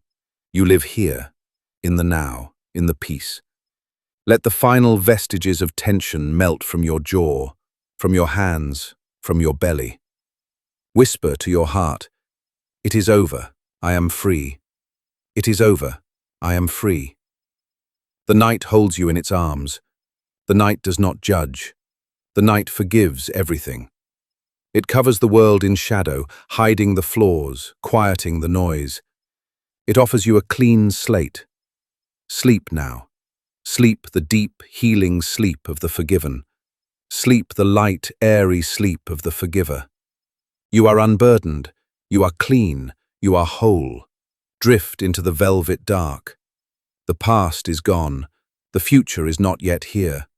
There is only this, only peace, only sleep. The empty bowl of self. The night has become a vast, silent ocean, and you are floating upon it, lighter than a feather. You have released the heavy stones of worry, unclasped the tight fists of control, and cut the cords of past grievances. Now, we drift toward a deeper, more subtle realization, one that lies at the very heart of Zen wisdom. It is the understanding of the self, not as a solid, unchangeable fortress, but as an open, receptive vessel. We call this the empty bowl of self. In our daily lives, we spend a tremendous amount of energy building and defending the self. We construct an identity out of our names, our jobs, our relationships, our opinions, and our histories. We say, "I am a doctor, I am a mother, I am a success, I am a failure, I am a liberal, I am a conservative." We plaster these labels onto our souls like stickers on a suitcase.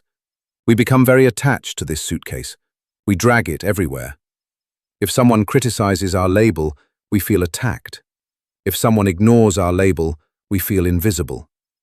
We are constantly polishing the suitcase, repairing it, defending it from scratches.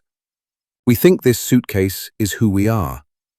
But imagine for a moment a beautiful ceramic bowl. What makes the bowl useful? Is it the clay walls? Is it the glaze? Is it the intricate design painted on the side? While these things give the bowl its form and beauty, its true essence, its true utility, lies in the empty space inside. Without the emptiness, it is not a bowl. It is just a lump of clay. It is the emptiness that holds the rice. It is the emptiness that holds the water. It is the emptiness that allows the bowl to receive. Our true nature is like that empty space. It is vast, open, and capable of holding anything. But we often fill this space so full of me and mine, so full of our rigid self-definitions, that there is no room for life to enter. We become like a bowl filled with hardened concrete. Nothing can be poured in.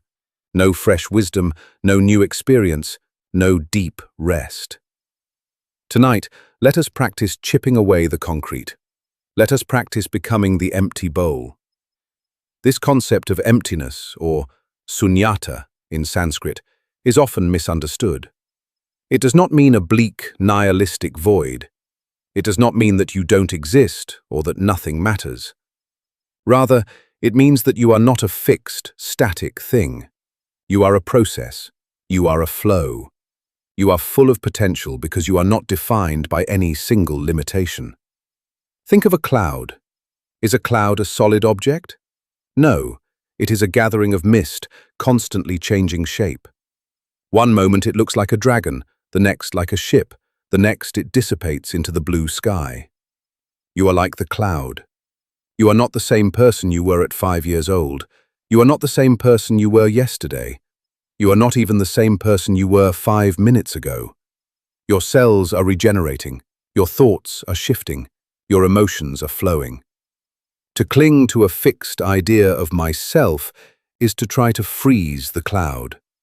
It is impossible, and the effort to do so creates suffering. When we lie in bed at night, unable to sleep, it is often because the self is too loud. I have so much to do tomorrow, the self as the doer. I am so worried about this problem, the self as the sufferer. I hope I get enough sleep, the self as the controller. The I is the center of the disturbance. It is the rock in the stream creating the turbulence. If we can gently dissolve the I, the turbulence settles. Let us try a visualization to experience this lightness. Imagine you are sitting in a quiet room. In front of you is a table, and on the table is a name tag. It has your name written on it. Pick up the name tag, look at it. It is just a sound. It is just a collection of letters.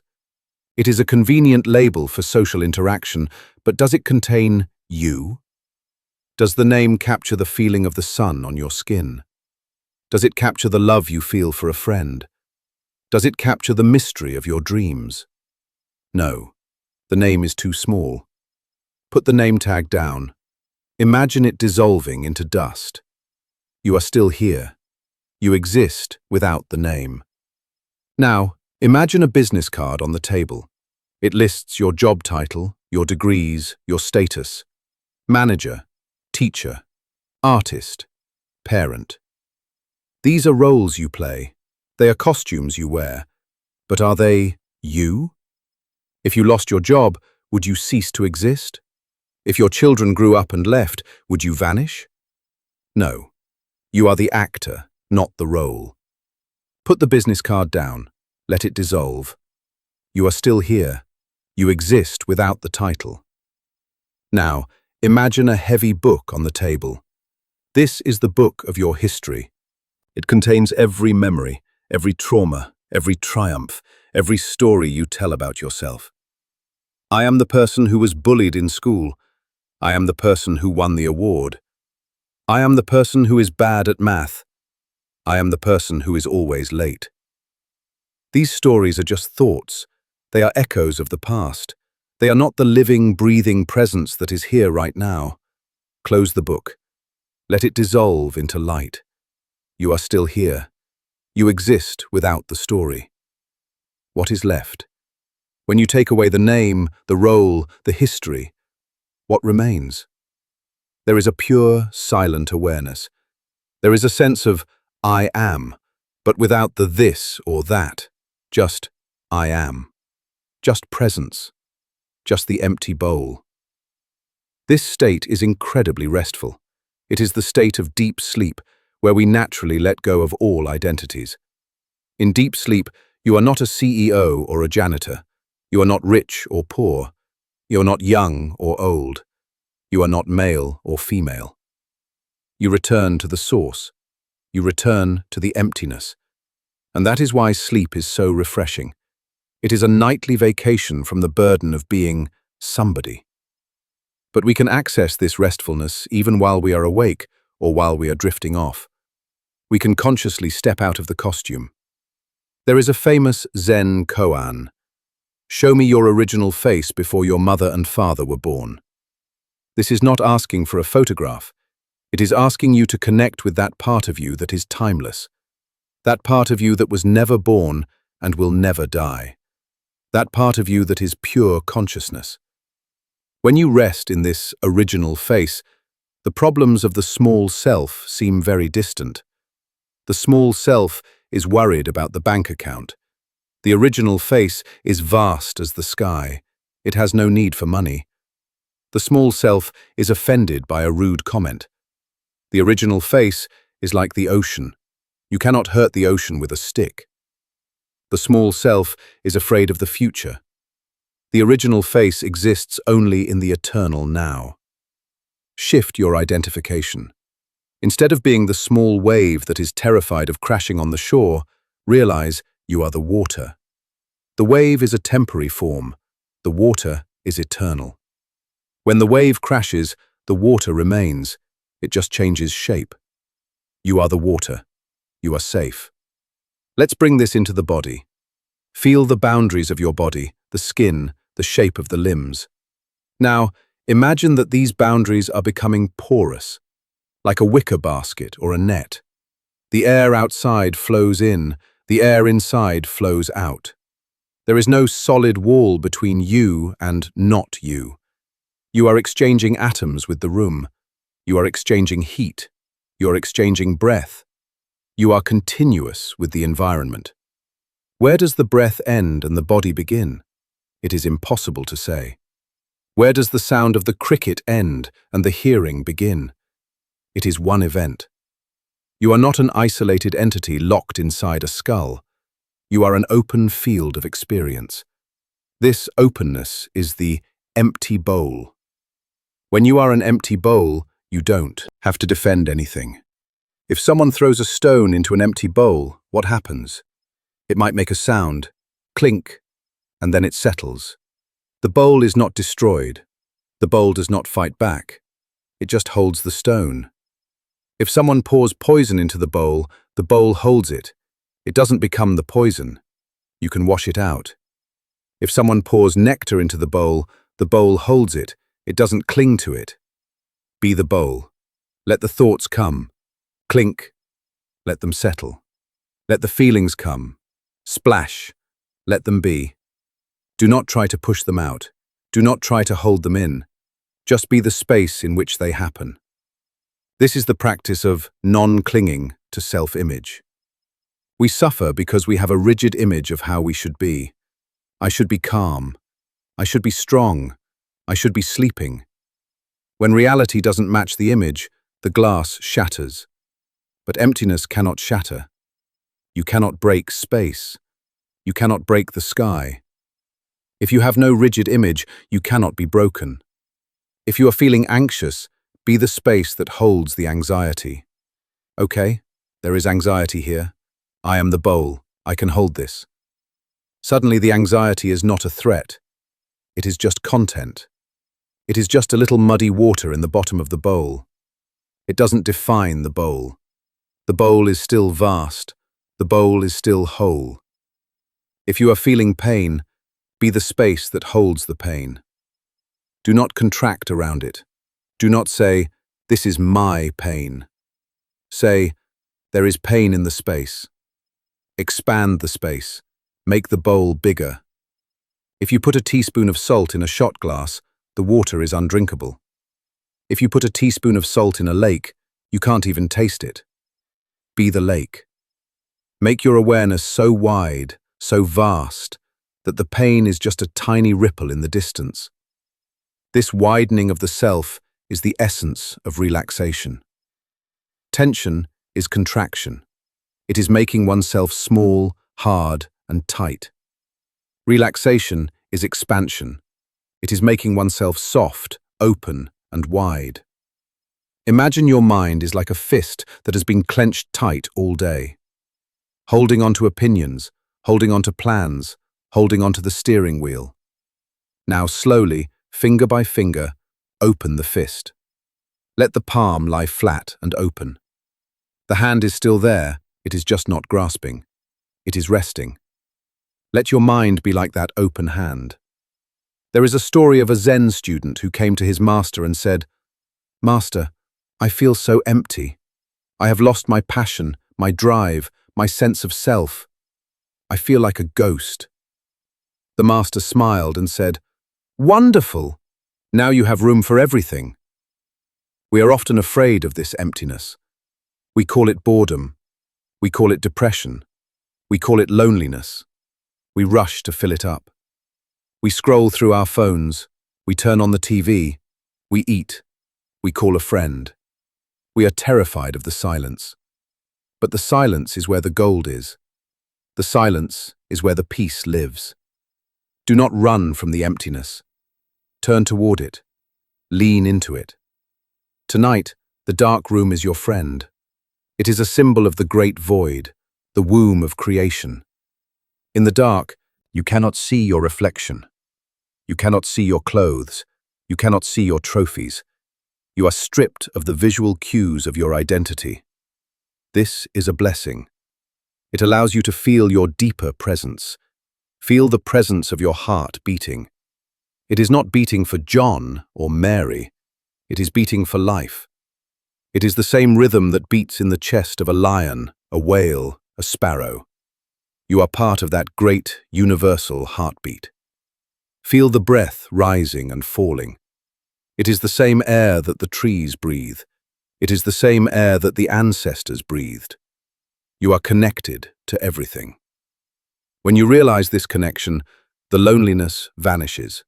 The small self is lonely because it is separate. It is walled off. The empty bowl is never lonely because it is filled with the universe. When you are nothing, you are everything. This is the paradox of Zen. By giving up the self, you gain the world. By letting go of control, you gain power. By emptying the mind, you find wisdom. So, lie there and enjoy the feeling of being hollow. Imagine your body is a bamboo flute. It is empty inside.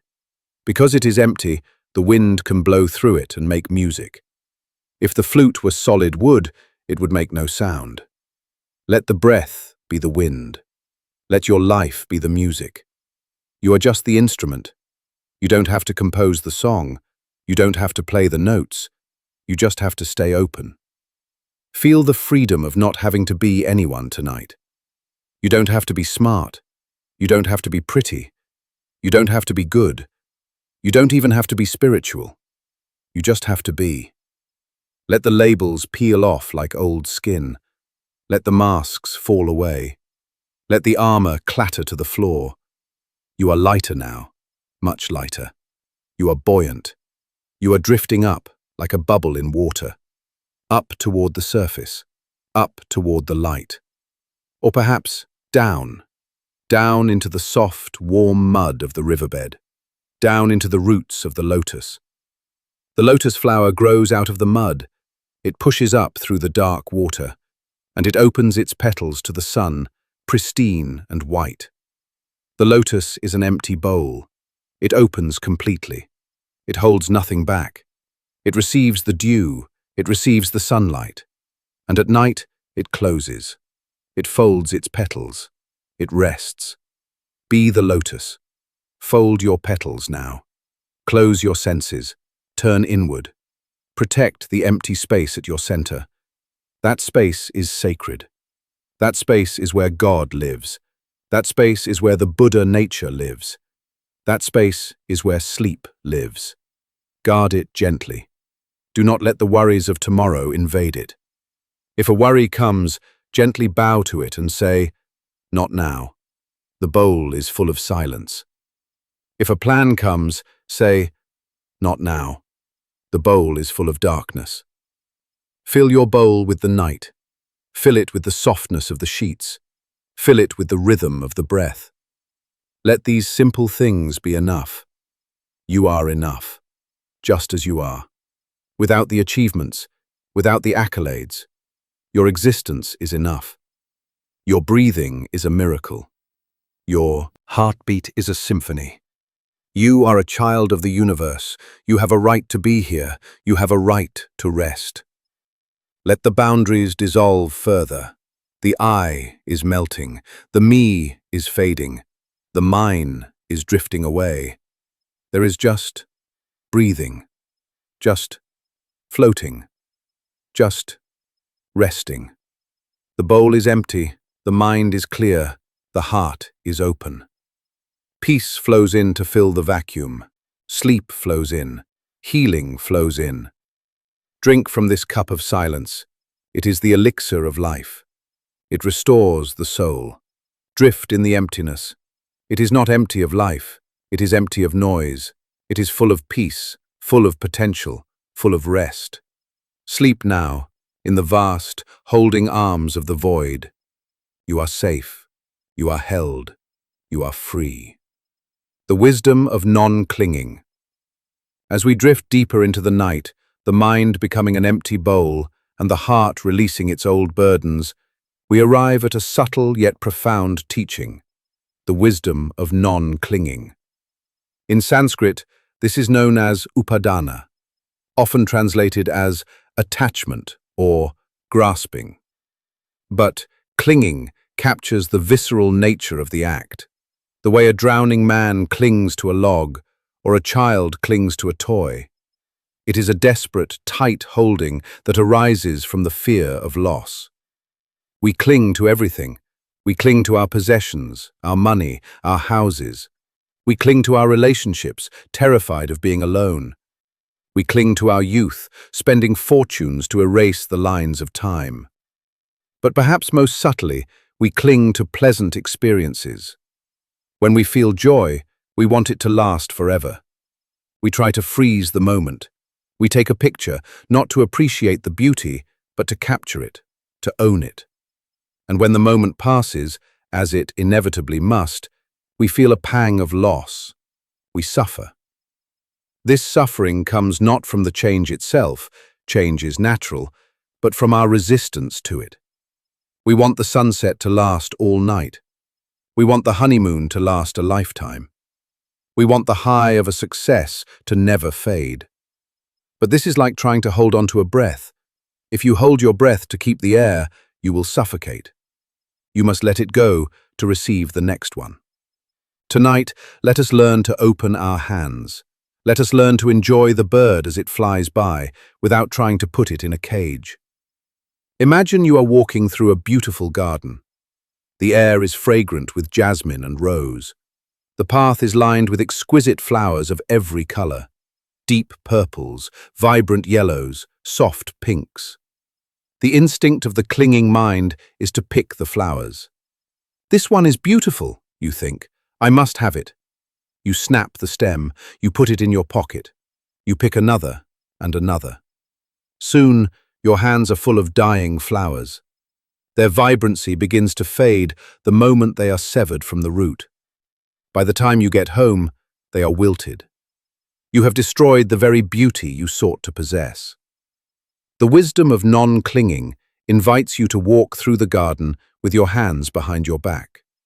You look, you smell, you appreciate. You say, "Ah, how magnificent." You fully experience the flower in its living context, and then you walk on. You leave the flower there for the bee, for the wind, for the next traveler. You carry the memory of the beauty in your heart, which is eternal, rather than the dead flower in your hand, which is temporary. This applies to our inner states as well. Often when we are trying to sleep, we cling to the idea of relaxation. We feel a moment of calm and we think, "Yes, this is it. I must hold on to this." But the moment we try to grab the calm, we create tension. We are trying to be calm. We are monitoring the calm to make sure it doesn't leave. This monitoring is itself a disturbance. The calm evaporates like mist. True relaxation is not a state you can hold. It is a state of flow. It is allowing whatever is present to move through you without sticking. If a thought comes, let it come. If it goes, let it go. If a sound comes, let it come. If it goes, let it go. Do not be the flypaper that catches everything. Be the open window that lets the breeze blow through. There is a story of a Zen master who lived in a simple hut in the mountains. He had very few possessions, just a robe, a bowl, and a wooden pillow. One night, while he was out walking in the moonlight, a thief broke into his hut. The thief searched everywhere but found nothing to steal. The master returned and found the thief standing there, confused and empty-handed. "You have come a long way to visit me," the master said kindly to the thief, "and you should not return empty-handed. Please, take my clothes as a gift." The master took off his robe and gave it to the thief. The thief was bewildered. He took the robe and ran away into the night. The master sat naked, watching the moon. "Poor fellow," he mused. "I wish I could have given him this beautiful moon." This story illustrates the ultimate freedom of non-clinging. The master was not attached to his robe. He saw that the thief needed it more, or at least wanted it more. He gave it freely. But his true treasure, the beauty of the moon, the peace of his mind, could not be stolen, nor could it be given away. It was his state of being. When we cling to things, we live in fear of thieves. We live in fear of the stock market crashing, of the car breaking down, of the house burning. We build walls and buy insurance. We spend our energy protecting our pile of stuff. But when we realize that our true happiness comes from within, from our capacity to be present, to love, to appreciate, we become fearless. No one can steal the moon. No one can steal your breath. No one can steal the present moment. Let us practice this non-clinging with our bodies right now. Scan your body. Is there a part of you that is holding on? Maybe your shoulders are held high, as if you are carrying a backpack. Maybe your hands are curled, as if ready to grab something. Maybe your toes are clenched. This physical tension is the body's way of saying, "I am not safe. I need to hold on." But you are safe. You are in your bed. The day is over. Speak to your body. Say, "It is okay to let go. There is nothing to hold on to right now." Imagine your muscles are made of ice and the bed is warm. Feel the ice melting into water. Water cannot hold on to anything. It just flows. Let your shoulders flow down. Let your hands flow open. Let your legs become heavy rivers. Now, look at your mind.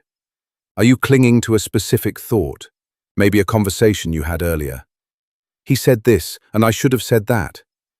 You are replaying the tape, trying to fix it, trying to control the past.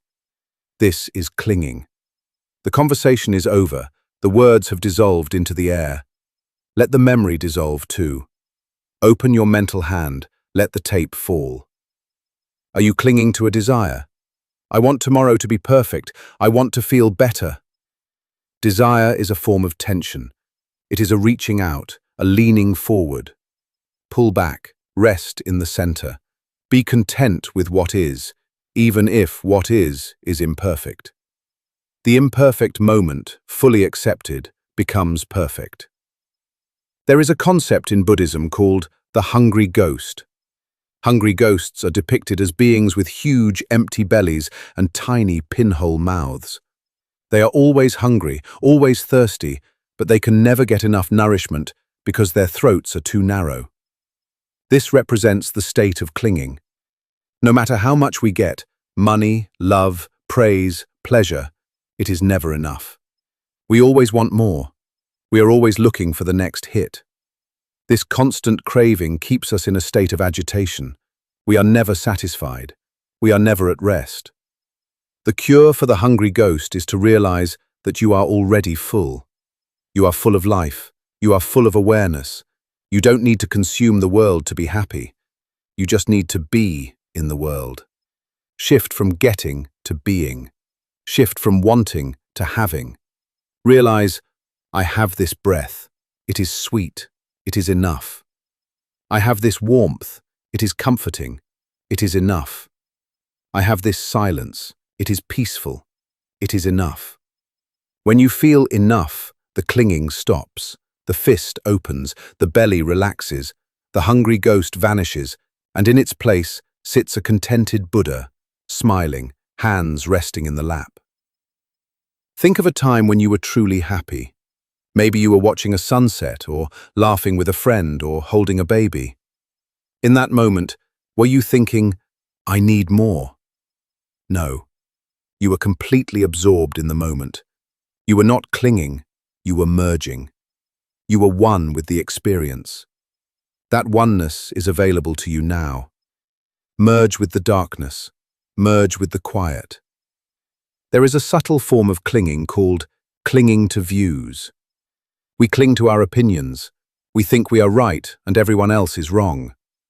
Politics should be this way. People should drive this way. My partner should clean the dishes this way. We get so tight around these views. We get into arguments. We get high blood pressure. But views are just thoughts. They are just perspectives. Is it worth losing your peace of mind to be right? Is it worth losing your sleep to win an imaginary argument in your head? Tonight, practice don't know. Put down the heavy bag of opinions. I don't know who is right. I don't know the best way. I don't know why the world is like this. It is such a relief to not have to be the judge of the universe. It is such a relief to just be a witness. Imagine you are sitting on the bank of a river. The river is full of objects floating by. Some are beautiful. Flowers, leaves, paper boats.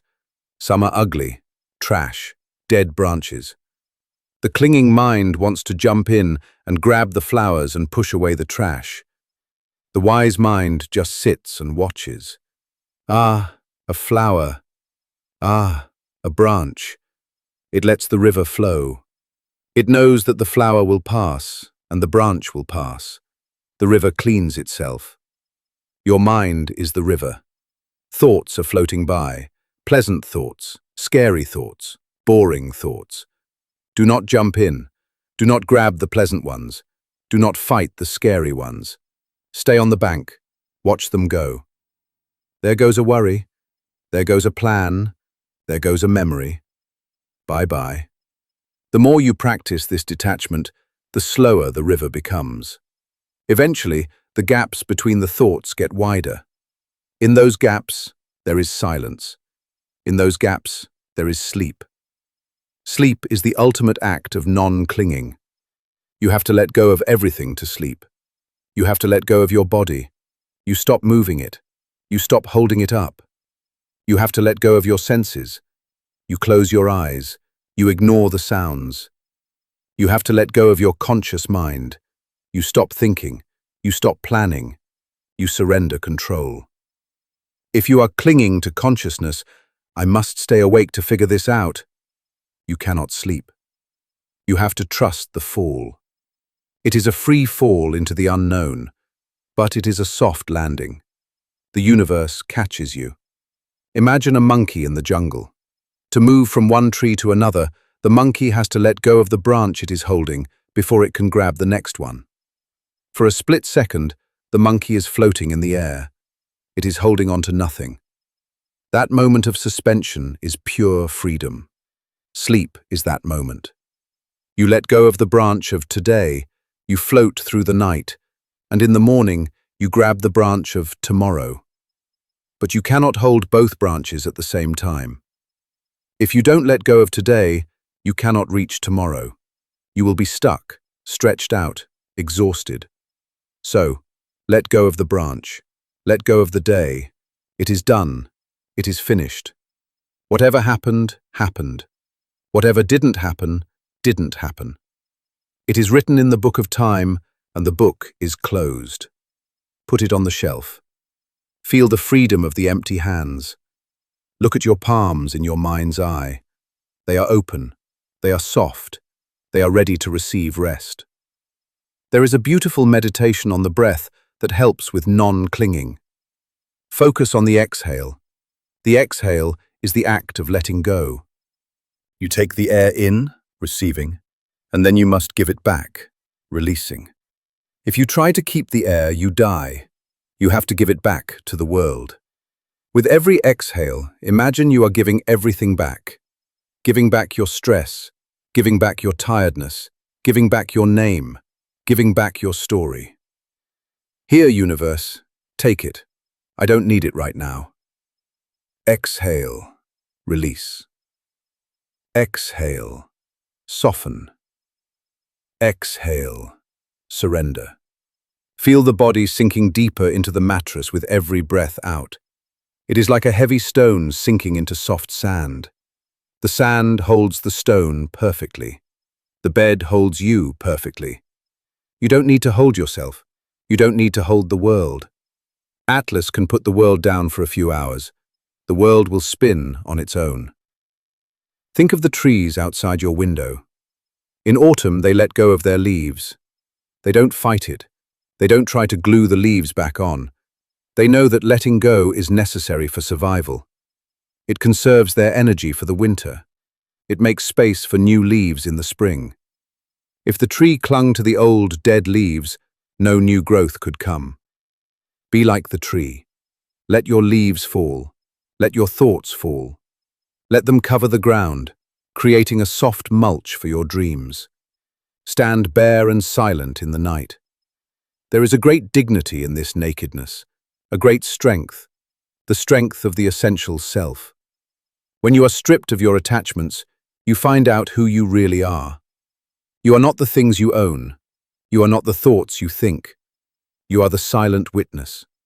You are the vast, open space of awareness, and this space is peaceful.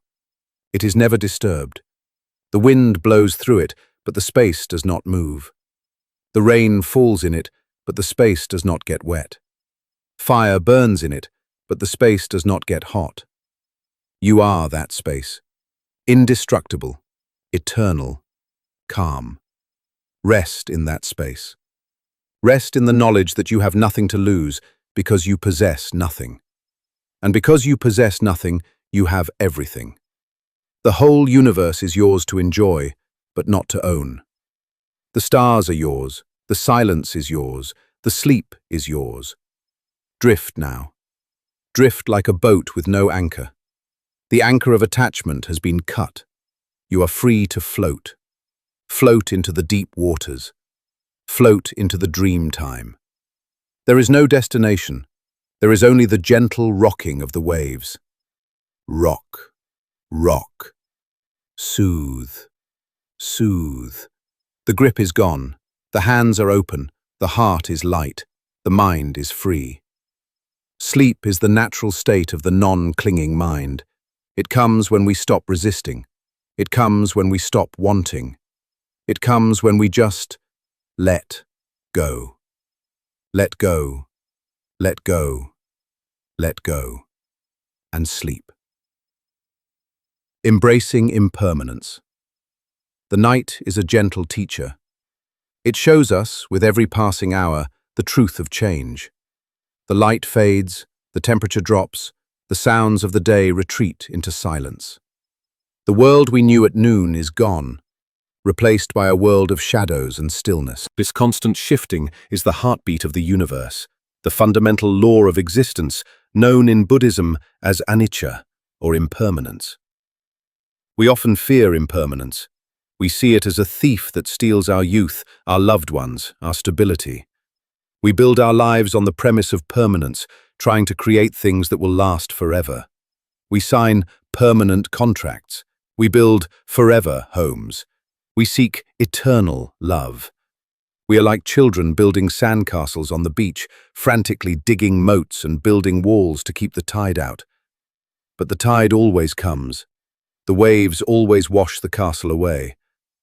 When we fight the tide, we suffer. We feel betrayed by life. We ask, why did this have to change? Why couldn't it stay the way it was? This resistance creates a deep, underlying anxiety, a fear of the inevitable. But what if we stopped fighting the tide? What if, instead of fearing impermanence, we learned to embrace it? What if we saw it not as a thief, but as a liberator? Without impermanence, there would be no life. If the seed did not change, it would never become a flower. If the winter did not pass, there would be no spring. If the child did not grow, there would be no adult. If the sun did not set, there would be no rest. Change is the engine of creation. It is the dance of Shiva, destroying the old to make way for the new. It is the flow of the river that keeps the water fresh. Tonight, let us make friends with change. Let us learn to ride the waves instead of drowning in them. Imagine you are standing in a dense forest in autumn. The trees are ablaze with color, red, gold, orange, brown. The air is crisp, a gentle breeze blows, and a shower of leaves falls around you. Watch a single leaf. It detaches from the branch. It flutters down, catching the light. It lands softly on the forest floor. Is this a tragedy? Is the leaf suffering? No. The leaf has completed its cycle. It gathered sunlight all summer. It fed the tree. Now it returns to the earth to nourish the roots so that new leaves can grow next spring. The leaf accepts its fall. It does not cling to the branch, screaming, "No, I must stay up here forever." It surrenders to gravity. It surrenders to the season. We are like the leaves. We have our seasons. We have our time to be green and growing, our time to be bright and colorful, and our time to fall and rest. When we accept this cycle, we find a deep peace. We stop trying to be in summer when it is clearly winter. We stop trying to be a bud when we are a fruit. We relax into what is. This acceptance is particularly powerful when it comes to our emotions and thoughts. We tend to think that our current state is permanent. When we are sad, we think, "I will be sad forever." When we are anxious, we think, "This anxiety will never end." We solidify the emotion. We turn a passing cloud into a concrete ceiling. But if you look closely at your experience, you will see that no emotion is solid. It is a wave of energy. It rises, it crests, and it crashes. Sadness comes, stays for a while, and then shifts into something else. Maybe hunger, maybe fatigue, maybe a moment of laughter. Anxiety spikes, then subsides. Nothing stays the same. There is a famous story of a king who asked his wise men to create a ring that would make him happy when he was sad and sad when he was happy. The wise men thought for a long time. Finally, they presented the king with a simple gold ring. Inscribed on it were 4 words, "This too shall pass." When the king was celebrating a great victory, he would look at the ring and remember, "This too shall pass." It kept him humble. It kept him from getting drunk on his own power. He knew the victory was temporary. When the king was in the depths of despair, having lost a battle or a loved one, he would look at the ring and remember, "This too shall pass." It gave him hope. It kept him from drowning in grief. He knew the pain was temporary. This too shall pass. Let these words be your mantra tonight. If you are lying awake, frustrated that you cannot sleep, whisper to yourself, "This too shall pass." The night will pass. The frustration will pass. The wakefulness will pass. You do not need to fix it. You just need to wait it out. Like a storm, it will blow over. Think of the cells in your body. Every second, millions of cells die, and millions of new ones are born. Your skeleton replaces itself every 10 years. Your skin replaces itself every month. You are a river of biological change. You are not a statue. Why do you try to hold your mind so still? Why do you try to hold your identity so tight? Let it flow. There is a beautiful Japanese aesthetic called wabi-sabi. It is the appreciation of the beauty of things that are imperfect, impermanent, and incomplete. It is finding beauty in the crack in an old teacup. It is finding beauty in the moss growing on a stone wall. It is finding beauty in the weathered wood of an old barn. These things are beautiful because they show the passage of time. They show the touch of impermanence. They are real. A plastic flower is perfect. It never wilts. It never fades. But it is ugly because it is dead. It has no soul. A real rose is beautiful because it is fragile. It blooms for a few days and then it dies. Its beauty is tied to its brevity. Your life is a wabi-sabi masterpiece. Your scars, your wrinkles, your grey hairs, these are the marks of time. They are the evidence that you have lived. They are beautiful. Your mistakes, your failures, your wandering path, These are the cracks in the cup. They let the light in. Do not try to be a plastic flower. Be a real rose. Embrace your fragility. Embrace your fading. It is what makes you precious. When we embrace impermanence, we begin to cherish the present moment like never before. If you knew you would live forever, you might take this sunset for granted. You could always see another one in a million years.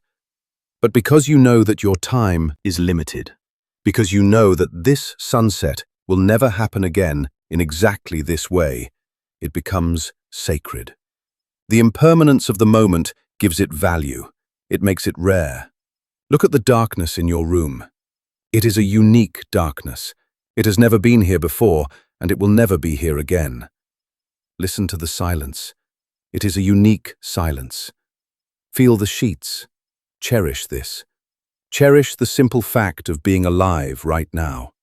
There is a meditation practice called death awareness. It sounds morbid to the Western mind, but in Buddhism, it is a path to intense joy. Monks meditate on the fact that they could die at any moment. I might not wake up tomorrow. This does not make them depressed, it makes them vibrant. It cuts through the nonsense. If this were your last night on earth, would you be worrying about that email? Would you be angry about that traffic jam? No, you would be looking at the stars. You would be telling your loved ones you care. You would be savoring every breath. Death awareness strips away the trivial and reveals the essential. You don't have to be morbid about it. Just gently acknowledge, this moment is fleeting. I am a guest here. I am just passing through. When you see yourself as a traveler passing through an inn, you don't get too attached to the furniture. You don't get upset if the wallpaper isn't your style. You enjoy the bed, you eat the meal, and you move on. Life is the inn. Do not start renovating the room, just rest. Let us return to the visualization of the river. Imagine you are sitting on the bank, watching the water flow. Notice that the water is never the same. The shapes of the waves are constantly changing. The reflections of the moon are constantly dancing.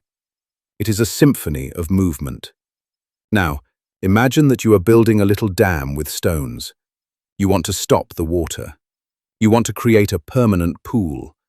You work hard, you pile up the rocks, but the water pushes against them. It leaks through the cracks. Eventually the pressure builds up and the dam bursts. The water rushes through even faster than before. You are wet, tired, and frustrated. Now imagine you take the stones away. You let the water flow freely. It is smooth. It is quiet. There is no pressure. There is no conflict. You are at peace. The dam is your resistance to change. The water is life. Remove the stones of, I want it to stay the same. Remove the stones of, I am afraid of the future. Let life flow. There is a deep comfort in knowing that pain is impermanent. If you are in physical pain or emotional pain, know that it is changing. It is not a solid block. It is a sensation that flickers. Watch it closely. It throbs. It moves. It changes intensity. It is not a monolith. It is a process. And because it is a process, it will end. This too shall pass. There is also a wisdom in knowing that pleasure is impermanent. This prevents us from clinging. When a moment of joy comes, we enjoy it fully. We drink it in. But we don't try to bottle it. We know it will leave. And because we know it will leave, we are not disappointed when it goes. We say, thank you for visiting. We leave the door open for the next guest. Sleep is a little death. It is a letting go of the waking self. It is a practice for the ultimate impermanence. Every night, we practice dying. We practice disappearing. And every morning, we are resurrected. This cycle builds trust. We learn that we can let go and still be safe. We can disappear and still return. We learn that the continuity of life is not in the form, but in the essence. The wave crashes, but the water remains. The cloud dissolves, but the sky remains. The sleeper wakes, but the awareness remains. You are the awareness. You are the witness of change. You are the screen on which the movie plays. The movie changes scenes, comedy, tragedy, action, romance. But the screen is always white. The screen is always still. The fire in the movie does not burn the screen. The water in the movie does not wet the screen. Rest as the screen. Let the thoughts flicker across you. Let the dreams flicker across you. Do not get lost in the movie. Stay back. Stay wide. Feel the stability of your own being. Even though your body changes, even though your mind changes, there is a sense of I am that has been with you since you were a child. The I that looked out of your eyes at 5 years old is the same I that looks out of your eyes now. It is the timeless witness. Connect with that. That is your anchor in the storm of change. Imagine a wheel spinning. The rim of the wheel is moving very fast. It is blurry. This is the world of impermanence, the world of events, news, busyness. But the center of the wheel, the hub, is perfectly still. The hub allows the wheel to spin. You must find the hub. Move from the rim of your life to the center. Move from the doing to the being. In the center, there is no vertigo. There is no dizziness. There is just the quiet hum of existence. As you lie in bed, feel the turning of the earth. The earth is spinning at 1,000 miles an hour. It is orbiting the sun at 67,000 miles an hour. The whole solar system is moving through the galaxy. Everything is in motion. You are on a spaceship sailing through the stars. Surrender to the ride. You don't have to steer. You are being carried by forces so much larger than yourself. Trust the movement. Trust the change. It is taking you where you need to go. Think of the seasons of your breath.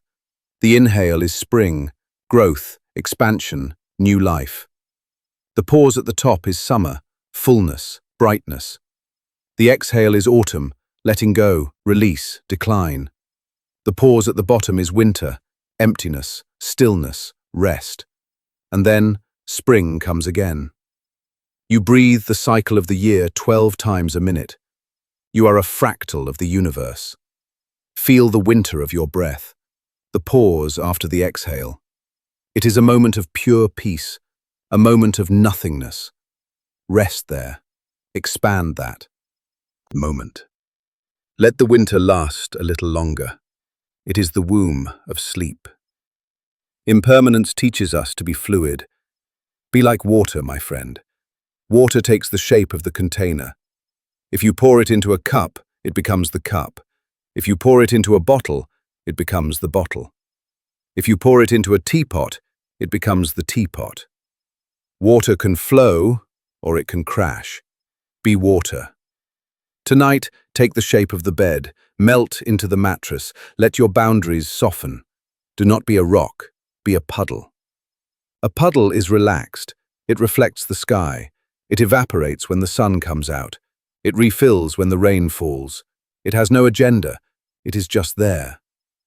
Let go of the need for permanence. It is a heavy burden to carry. I must make this last. I must secure my legacy. I must ensure nothing changes. Put it down. Let things break. Let things fade. Let things end. It is okay. From the ashes of the old, the phoenix rises. From the compost of the past, the future grows. You are a gardener of your own soul. You know that you cannot glue the petals back onto the rose. You must let them fall. You must prune the dead branches. You must trust the roots. The roots are deep in the dark earth. They are drinking the water of life. They are strong.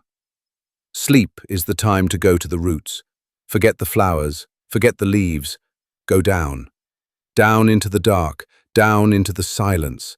Down into the source. There, in the deep earth, there is no change. There is only the eternal potential. The seed waits. The bulb waits. It is a time of dormancy, a time of recharging. Do not be afraid of the dark. The dark is where the magic happens. The dark is where the energy is restored. Embrace the night. Embrace the ending of the day. It is a good ending. It makes way for a new beginning. But do not think about the beginning yet. Just stay in the ending. Stay in the fade out. The music is getting softer, the lights are dimming, the curtain is falling, the audience is leaving, the theatre is empty. Just the ghost light on the stage, a single bulb, watching over the silence. You are that light, watching, waiting, resting. This too shall pass. The wakefulness passes, the thoughts pass, the self passes, and what remains? Peace, just peace, drifting on the river of change, safe in the arms of the flow. Sleep well, traveller, the journey continues, but for now, rest. The breath of release.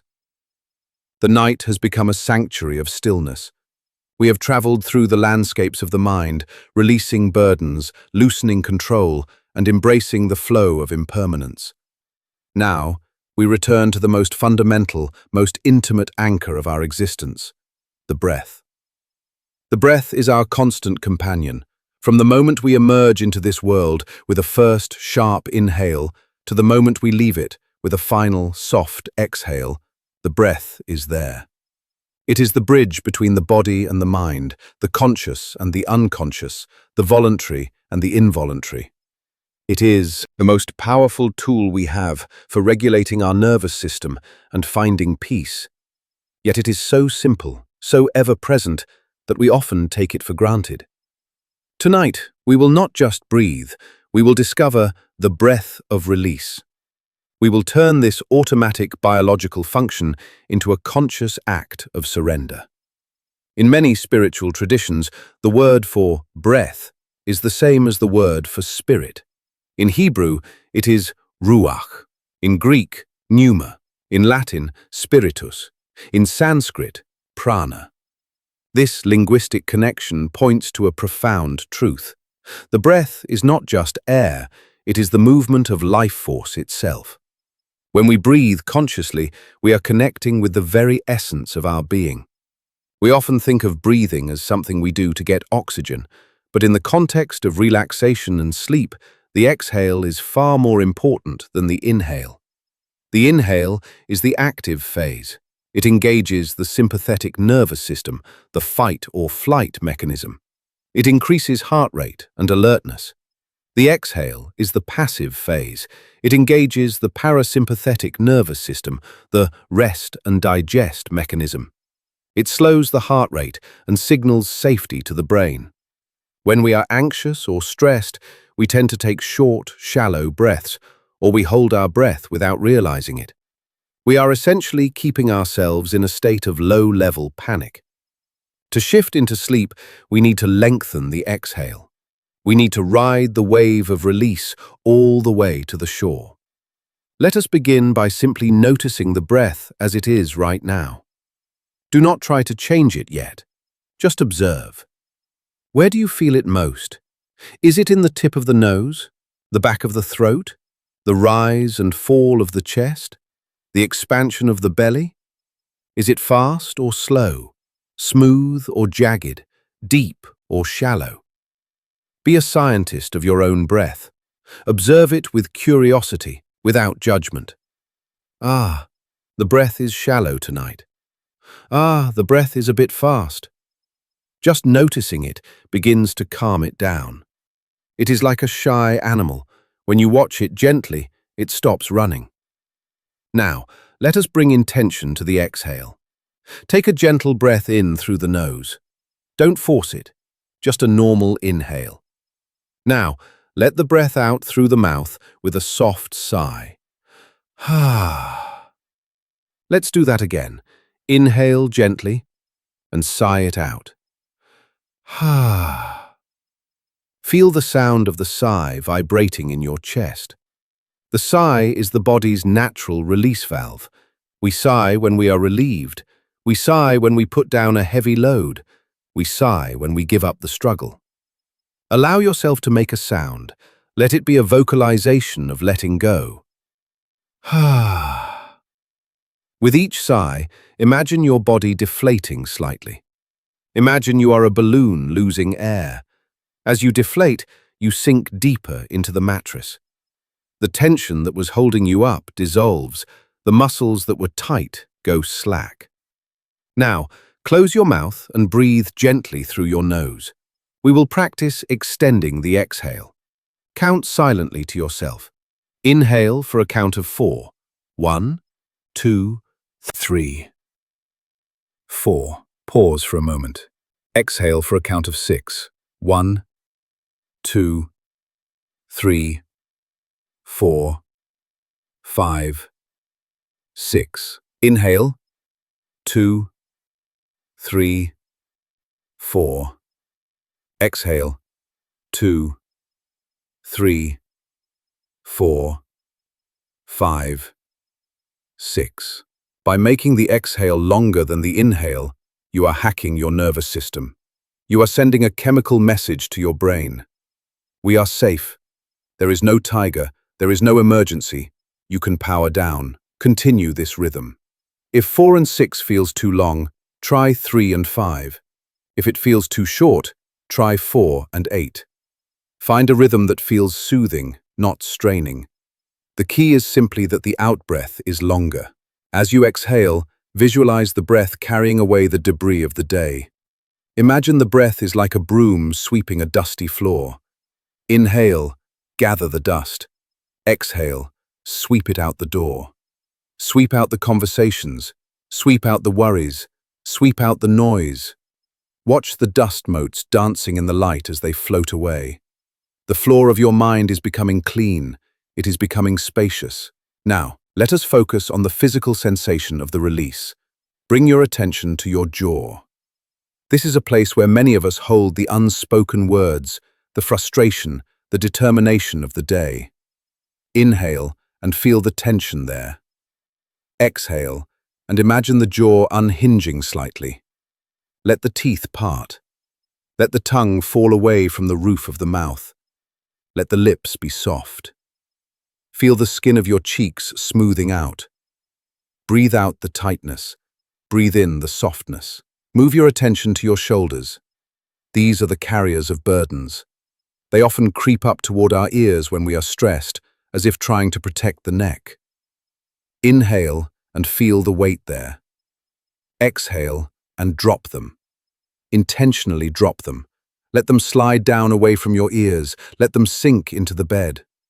Imagine someone is gently pressing on your shoulders, encouraging them to relax. It's okay, the breath says. You can put it down. Feel the distance between your earlobes and your shoulders increasing. Feel the neck lengthening. Move your attention to your hands. Are they curled? Are they gripping? Inhale into the palms. Exhale and let the fingers unfurl. Imagine a flower opening in the sun. Let the hands lie heavy and limp. They have done enough grasping for today. They have typed, they have cooked, they have driven, they have carried. Now their only job is to rest. Let the energy drain out of the fingertips. Move your attention to the belly. This is the center of our emotions, our gut feelings. We often hold our stomachs in, creating a hard shell. Inhale and let the belly rise. Let it be big. Let it be soft. Exhale and let it fall toward the spine. Soften the solar plexus. Imagine a knot there untying. The rope becomes loose and slack. There is no need to protect your core right now. You are in a safe place. Let the breath massage your internal organs. A gentle, rhythmic massage. Move your attention to the legs and feet. Inhale. Exhale and let the legs turn out. Let the feet flop to the sides. Feel the heaviness of the thigh bones. Feel the relaxation in the calves. Imagine the tension draining out of your toes like water dripping from a faucet. Drip, drip, drip. Gone. Your whole body is now heavy, warm, and soft. You are breathing as one unified organism. The breath is not just in the lungs, it is in every cell. Imagine that your whole body is breathing. The pores of your skin are inhaling peace. The pores of your skin are exhaling stress. You are a sponge, soaking up the night air. There is a beautiful image in Taoism of breathing from the heels. The ordinary man breathes from his throat, The sage breathes from his heels. This means the breath is deep, grounded, and connects the whole body to the earth. Imagine that on the inhale, you are drawing energy up from the earth, through the soles of your feet, up your legs, into your belly. On the exhale, you are sending energy back down, grounding yourself, rooting yourself like a tree. Inhale. Draw up the stability of the earth. Exhale. Root down into the support of the earth. You are not floating aimlessly. You are held. You are connected. Let us explore the pause. The breath has 4 parts: the inhale, the pause at the top, the exhale, the pause at the bottom. We often rush through the pauses, but the pause is where the magic happens. It is the moment of stillness between the movements. Focus on the pause after the exhale. Breathe out, and then wait. Don't rush to inhale. Just hover in that empty space for a second or two. In that pause, there is no breath, there is no thought, there is just pure existence. It is a moment of total suspension, a moment of zero gravity. Rest in that emptiness. It is peaceful there. It is quiet.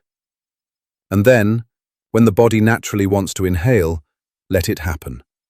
Don't force it. Let the breath come back like a wave returning to the shore. But enjoy the low tide.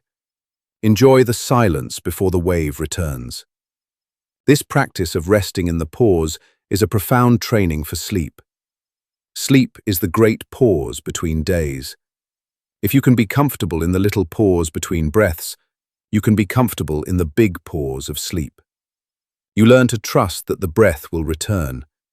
You learn to trust that the morning will come. You don't have to make it happen. You just have to wait.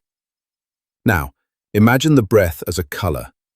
What color is relaxation to you? A soft blue, a warm gold, a gentle lavender, a misty gray? Visualize this color as a mist surrounding you. With every inhale, you breathe in this colored mist. It fills your nose, your throat, your lungs. It spreads into your bloodstream. It travels to your brain, soothing the neurons. It travels to your heart, slowing the rhythm. It travels to your fingertips and toes. You are becoming filled with this color. You are glowing with it from the inside. With every exhale, the mist becomes denser around you, creating a cocoon of safety. You are wrapped in a cloud of blue, or gold, or lavender. It is a protective shield. Nothing sharp or loud can get through, only peace can enter. Let the breath become very subtle now. You don't need to control it anymore. You don't need to count. Just let it be. It might become very shallow, that's okay. It might become very slow, that's okay. It is the sleeping breath. Watch it, like you would watch a sleeping child, with tenderness, with love. Good breath. Thank you for keeping me alive. Thank you for calming me down. There is a mantra that goes with the breath. So hum. In the Vedic tradition, this is the sound of the breath itself. The inhale sounds like so. The exhale sounds like hum. So means I am. Hum means that. I am that. I am the universe. I am pure consciousness. Listen to your breath. Can you hear the whisper? So on the inhale. Hum on the exhale. Repeat it silently. So, hum. So, hum. Let the mantra replace your thoughts. If a thought comes, did I lock the door? Replace it with so. If a worry comes, I have a meeting. Replace it with hum. Use the mantra as an anchor. Whenever the mind drifts away, gently pull it back to the sound. So, hum. It is a lullaby you are singing to yourself. A lullaby that has been sung by millions of people for thousands of years. You are joining a great river of chanters, a great river of breathers. Imagine that your breath is a wave on the ocean. Inhale, the wave rises. Exhale, the wave falls and spreads out onto the sand. You are lying on the beach. The water is warm. The waves are washing over you gently. Inhale, the water covers you. Exhale, the water recedes, taking your tension with it. The rhythm is hypnotic. Wash in, wash out, rise, fall. There is nothing to do but be washed, be eroded, be smoothed, like a piece of sea glass. Once you were a sharp, jagged bottle. You had edges, you could cut. But the ocean of breath has tumbled you, over and over. Now you are smooth, you are frosted, you are beautiful. You have no edges left. You cannot hurt, and you cannot be hurt. You are soft. Let the breath touch the places inside you that are hard to reach, the deep emotional knots, the old scars. You don't have to analyze them. You don't have to relive the trauma. Just breathe into them. Imagine the breath is a warm, healing oil. Pour the oil over the scar. Let it seep in. Let it soften the tissue. It's okay, the breath says. I am here.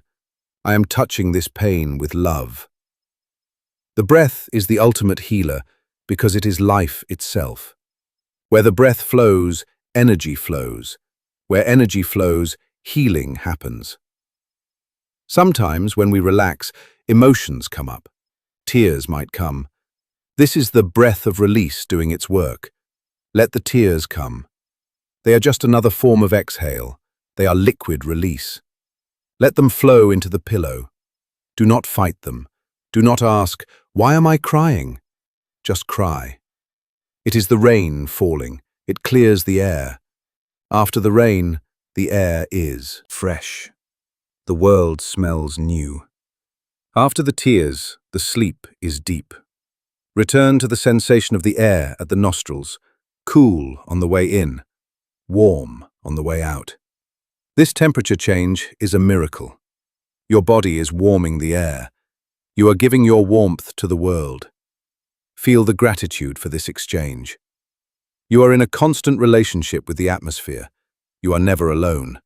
The air is always holding you, entering you, sustaining you. It is an intimate embrace that never ends.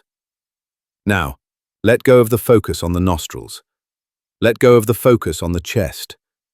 Let the focus expand to the whole room. Imagine the room is breathing. The walls are expanding and contracting gently. The ceiling is rising and falling.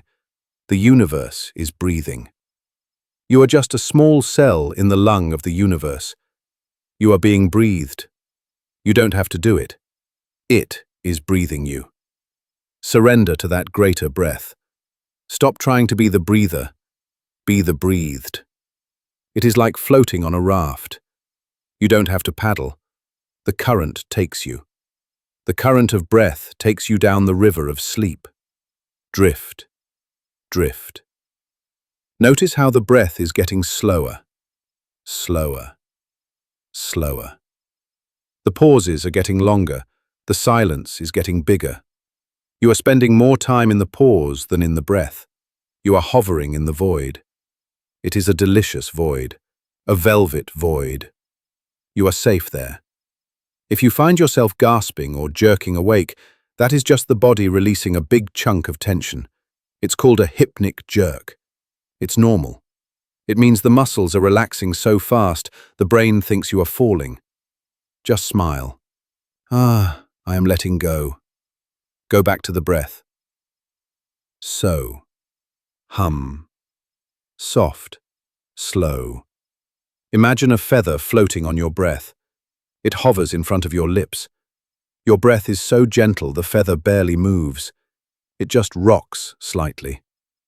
That is how still you are. That is how peaceful you are. You have become the air. You have become the wind. You are formless.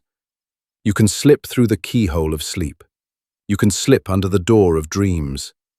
You are no longer a solid object that needs a bed. You are a vapor, a mist, a spirit. The breath of release has done its work. It has untied the knots. It has swept the floor. It has washed the glass. The vessel is clean. The vessel is empty, ready to be filled with the nectar of sleep. Trust the exhale. Follow it all the way down, down, down, into the dark, into the quiet, into the peace. There is nothing left to hold. There is nothing left to do. Just this. Just breathe. Sleep. Resting in open awareness. The journey of the night has brought us to a place of profound stillness. We have set down our burdens, released our control, flowed with the river of change, and softened into the rhythm of the breath. Now we arrive at the final destination, which is not a place at all, but a state of being. It is the state of open awareness. In the Zen tradition, this is sometimes called shikantaza, or just sitting. But here, lying in the dark, we might call it just lying. It is the practice of doing absolutely nothing with full awareness. It is the art of resting in the vast, boundless space of consciousness itself, without choosing, without judging, without grasping. Usually our awareness is like a flashlight. We shine it on specific things. We focus on a thought, a pain, a noise, a plan. The beam is narrow and intense. We move it frantically from one object to another, trying to illuminate the dark room of our lives. This focused attention is useful for tasks, but it is exhausting for rest. It keeps the mind active, sharp, and contracted. Open awareness is not a flashlight. It is a lantern. It casts a soft, diffuse light in all directions at once. It does not focus on anything in particular. It simply illuminates the space. It holds everything in a gentle, non-preferential embrace. Imagine you are lying in a meadow at night, looking up at the sky. If you use your flashlight mind, you might try to find a specific star. You squint, you strain, you name it. That is the North Star. Then you look for another. That is Mars. You are busy connecting dots. But if you switch to lantern mind, to open awareness, you simply gaze at the whole sky. You take in the vastness of the dome. You see the stars, the moon, the clouds, the dark spaces between them, all at once. You are not looking at anything. You are looking with the sky. You are merging with the panorama. There is no effort in this gazing. Your eyes are soft. Your mind is wide. You are simply receiving the visual field as a whole. This is how we will rest tonight. We will turn off the flashlight and turn on the lantern. Let your awareness expand to include your whole body. Do not focus on the toe or the knee or the head. Feel the whole field of sensation at once. It might feel like a cloud of tingling energy. It might feel like a warm weight. Just let it be a single, unified sensation. Body. Now, let your awareness expand to include the sounds in the room and outside. Do not listen for a specific sound. Do not try to identify the car driving by or the hum of the refrigerator. Just let the sounds come to you. Let them wash over you like waves. Hear the silence underneath the sounds, the silence that holds the sounds. Be the space in which the sounds appear and disappear. Now, let your awareness include your thoughts and emotions. This is the tricky part. Usually when a thought comes, we grab it with the flashlight. Oh, I forgot to call Mom. We zoom in. We start planning the call. We start feeling guilty. We are lost in the story. In open awareness, we let the thought appear, but we keep the lantern on. We see the thought as just one small object in a huge field. Ah, a thought about Mom. We don't zoom in. We don't push it away. We just let it float in the big space. It is like a bird flying across the sky. You see the bird, but you also see the clouds, the trees, the horizon. The bird is not the whole picture. Because you don't focus on it, the thought loses its power. It doesn't hook you. It just drifts by. This state of choiceless awareness is incredibly restful because it requires zero energy. Focusing takes effort. Ignoring takes effort. Allowing takes no effort. You are simply the open door. Everything is welcome to come in, and everything is welcome to go out. You are the host of a party who sits in the corner and smiles, letting the guests mingle, argue, laugh, and leave without getting involved in their drama. Let us deepen this sense of spaciousness. Imagine that your mind is not inside your head. Imagine that your mind is the room itself. The walls of the room are the boundaries of your awareness. The furniture, the bed, your body, these are just objects inside your awareness. You are the container. Feel how big you are. You are holding the bed. You are holding the body. There is so much room. If a worry comes up, it is just a tiny fly buzzing in a cathedral. The cathedral is so vast that the fly doesn't matter. It can buzz all it wants. The silence of the cathedral swallows it. Expand further. Imagine your awareness is the night sky outside.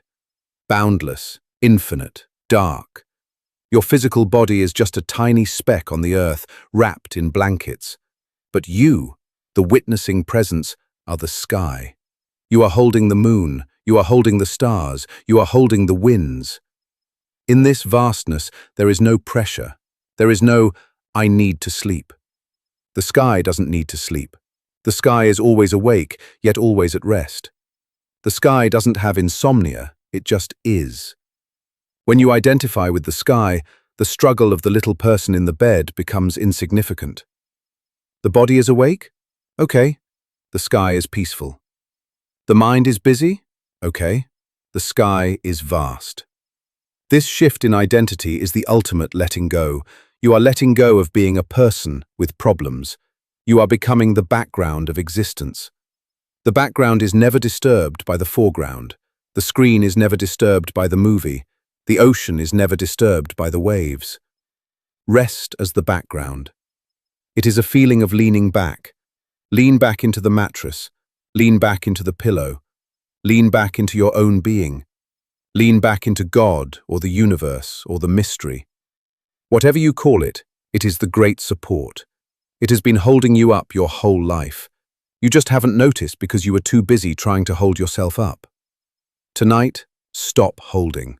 Fall back. Trust that you will be caught. There is a phrase in Tibetan Buddhism, like a hollow bamboo, rest the body at ease. A hollow bamboo has no inside, no outside. It is just a shell. The wind blows through it. Feel your body as hollow, empty of organs, empty of bones, empty of history, just a shell of light. The breath blows through it. Whoosh, whoosh. There is nothing for the stress to stick to. There is no center for the ego to hide. In. You are transparent. In this transparency, the boundary between waking and sleeping begins to blur. Usually, we think of waking and sleeping as two opposite states. We are either on or off. But open awareness is a bridge. It is a state of lucid resting. You might be technically awake, you can hear the sounds, you can feel the body, but your brain waves are slowing down. You are entering the alpha and theta states.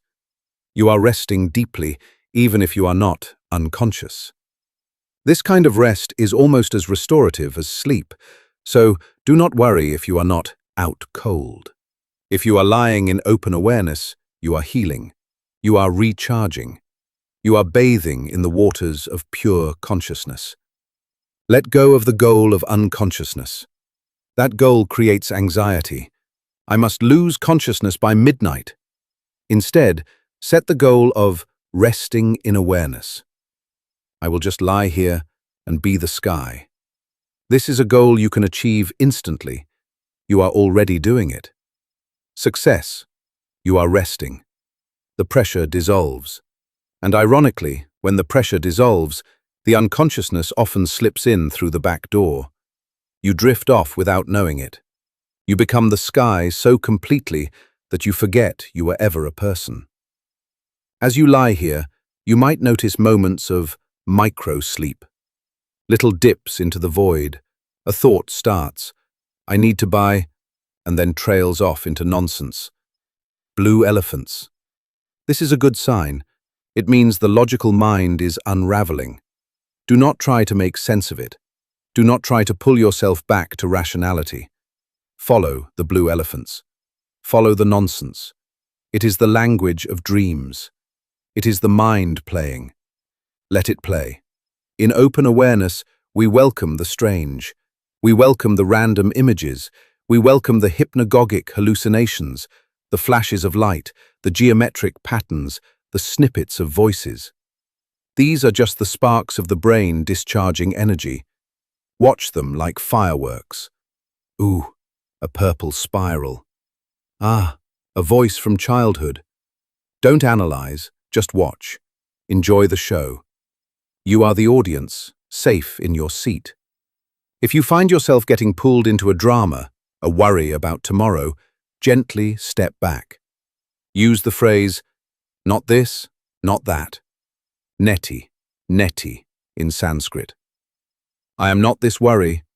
I am not this plan. I am the space that holds them. Return to the lantern. Widen the focus. Include the feet. Include the sounds. Include the silence. Re-establish the big picture. The big picture is always peace. Conflict only exists in the small picture. In the small picture, the storm is terrible. In the big picture, looking down from space, the storm is just a little swirl of white on a blue marble. It is beautiful. It is part of the balance. Zoom out. Zoom out until your problems look like ants. Zoom out until your life looks like a brief flash of light in eternity. This is not to minimize your feelings, but to give you perspective, to give you relief. You are part of something so much bigger. You are part of the great unfolding. Feel the support of the ancestors. Thousands of generations have slept before you. They have all laid down their burdens at night. They have all trusted the dark. You are doing what humans have always done. You are joining the great collective rest. Feel their presence around you, like a warm blanket. Sleep, child, they whisper. We have watched over the world. Now it is your turn to rest. Feel the support of the earth. The earth is a giant rock floating in space, but it is also a mother. She pulls you toward her with gravity. Gravity is the earth's hug. She is holding you tight so you don't fly off into the void. Surrender to her hug. Let your bones get heavy. Let your muscles melt. Sink into her. She can handle your weight. She can handle your worries. Give it all to her. In this state of open awareness, gratitude often arises spontaneously. Not the list of things I'm grateful for kind of gratitude, which is a mental exercise, but a felt sense of appreciation for simply existing. It is good to be here. It is good to breathe. It is good to be warm. This simple joy is the fragrance of the open heart. It is the natural state of the soul when it is not constricted by fear. Breathe in this gratitude. Let it fill your chest with a golden light. It is a warm, soothing elixir. You are arriving at the center of the mandala. The journey is complete. You have walked through the gates of letting go. You have crossed the river of change. You have entered the temple of the empty self. Now you are in the inner sanctum, the holy of holies, the place of pure rest. There is nothing to do here. There is nothing to fix. There is nothing to learn. You are already whole. You are already complete. You are already home. The silence here is thick and rich. It is not an empty silence. It is a pregnant silence. It is full of potential. It is the silence from which all music comes. It is the darkness from which all light comes. Rest in the source. Allow the boundaries of your body to completely dissolve now. You are no longer a solid object. You are a field of vibration. You are humming with the universe. Om. The primordial sound. Feel it in your cells. You are in tune. The boat has left the shore. The land is out of sight. There is only the ocean. The gentle, rocking ocean of sleep.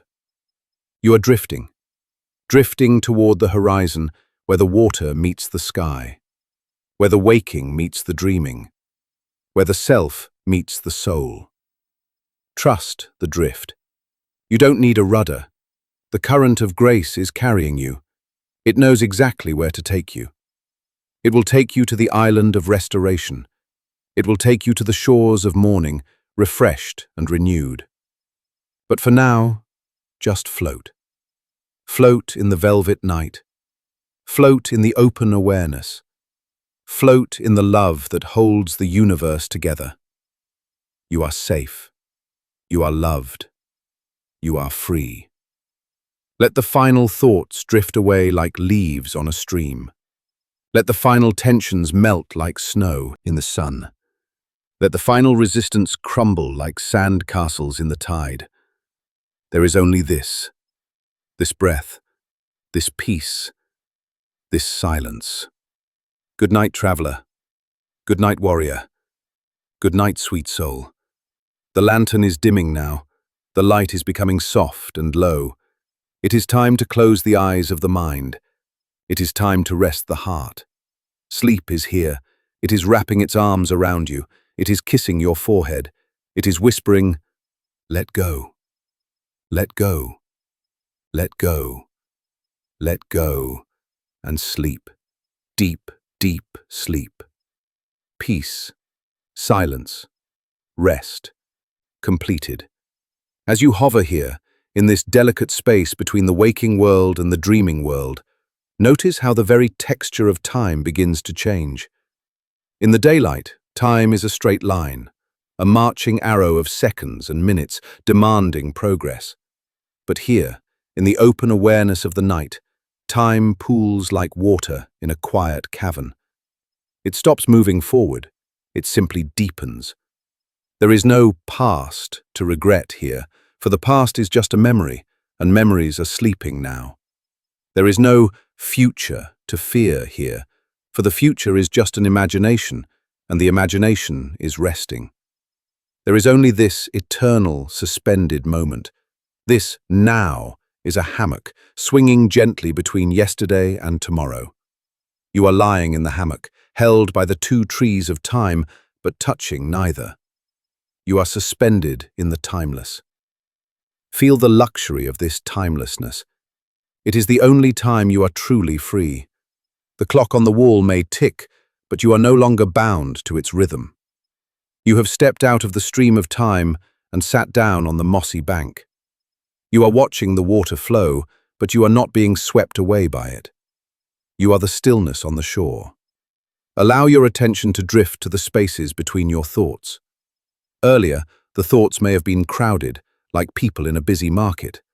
But now, the market is closing. The stalls are being packed away, the people are going home. The spaces between the thoughts are getting longer, wider, more silent. In these spaces, there is a profound comfort. It is the comfort of the uncreated. Before you were born, you were in this space.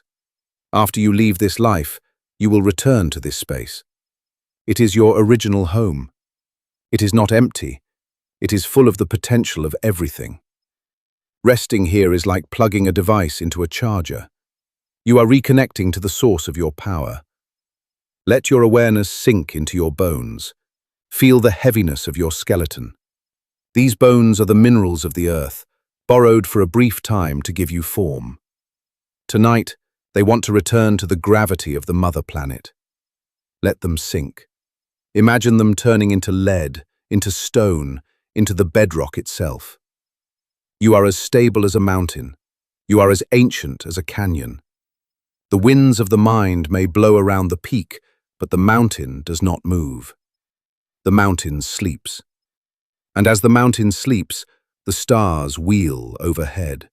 Visualize the constellations slowly turning in the indigo sky. The Great Bear, Orion, the Pleiades. They are moving in their silent, majestic dance. You are part of this dance. You are made of the same carbon, the same stardust.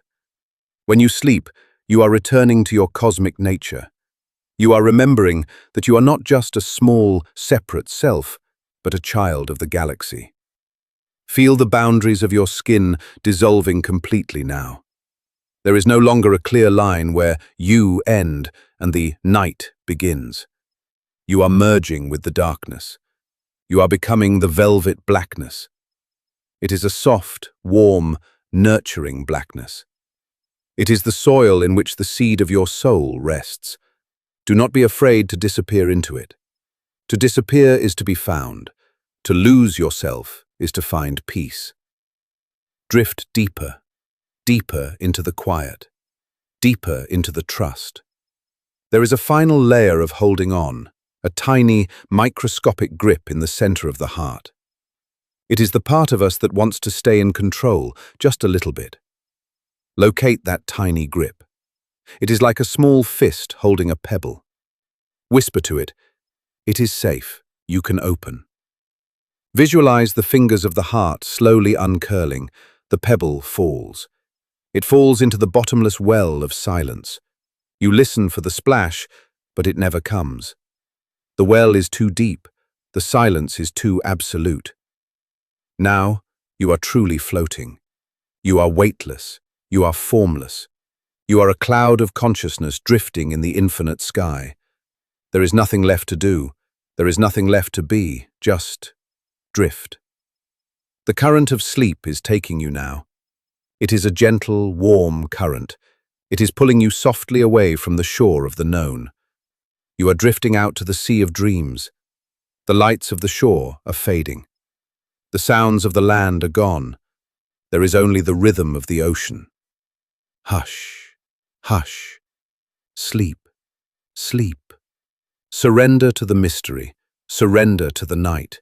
You are safe. You are held. You are home. Drift on, sweet soul. Drift on.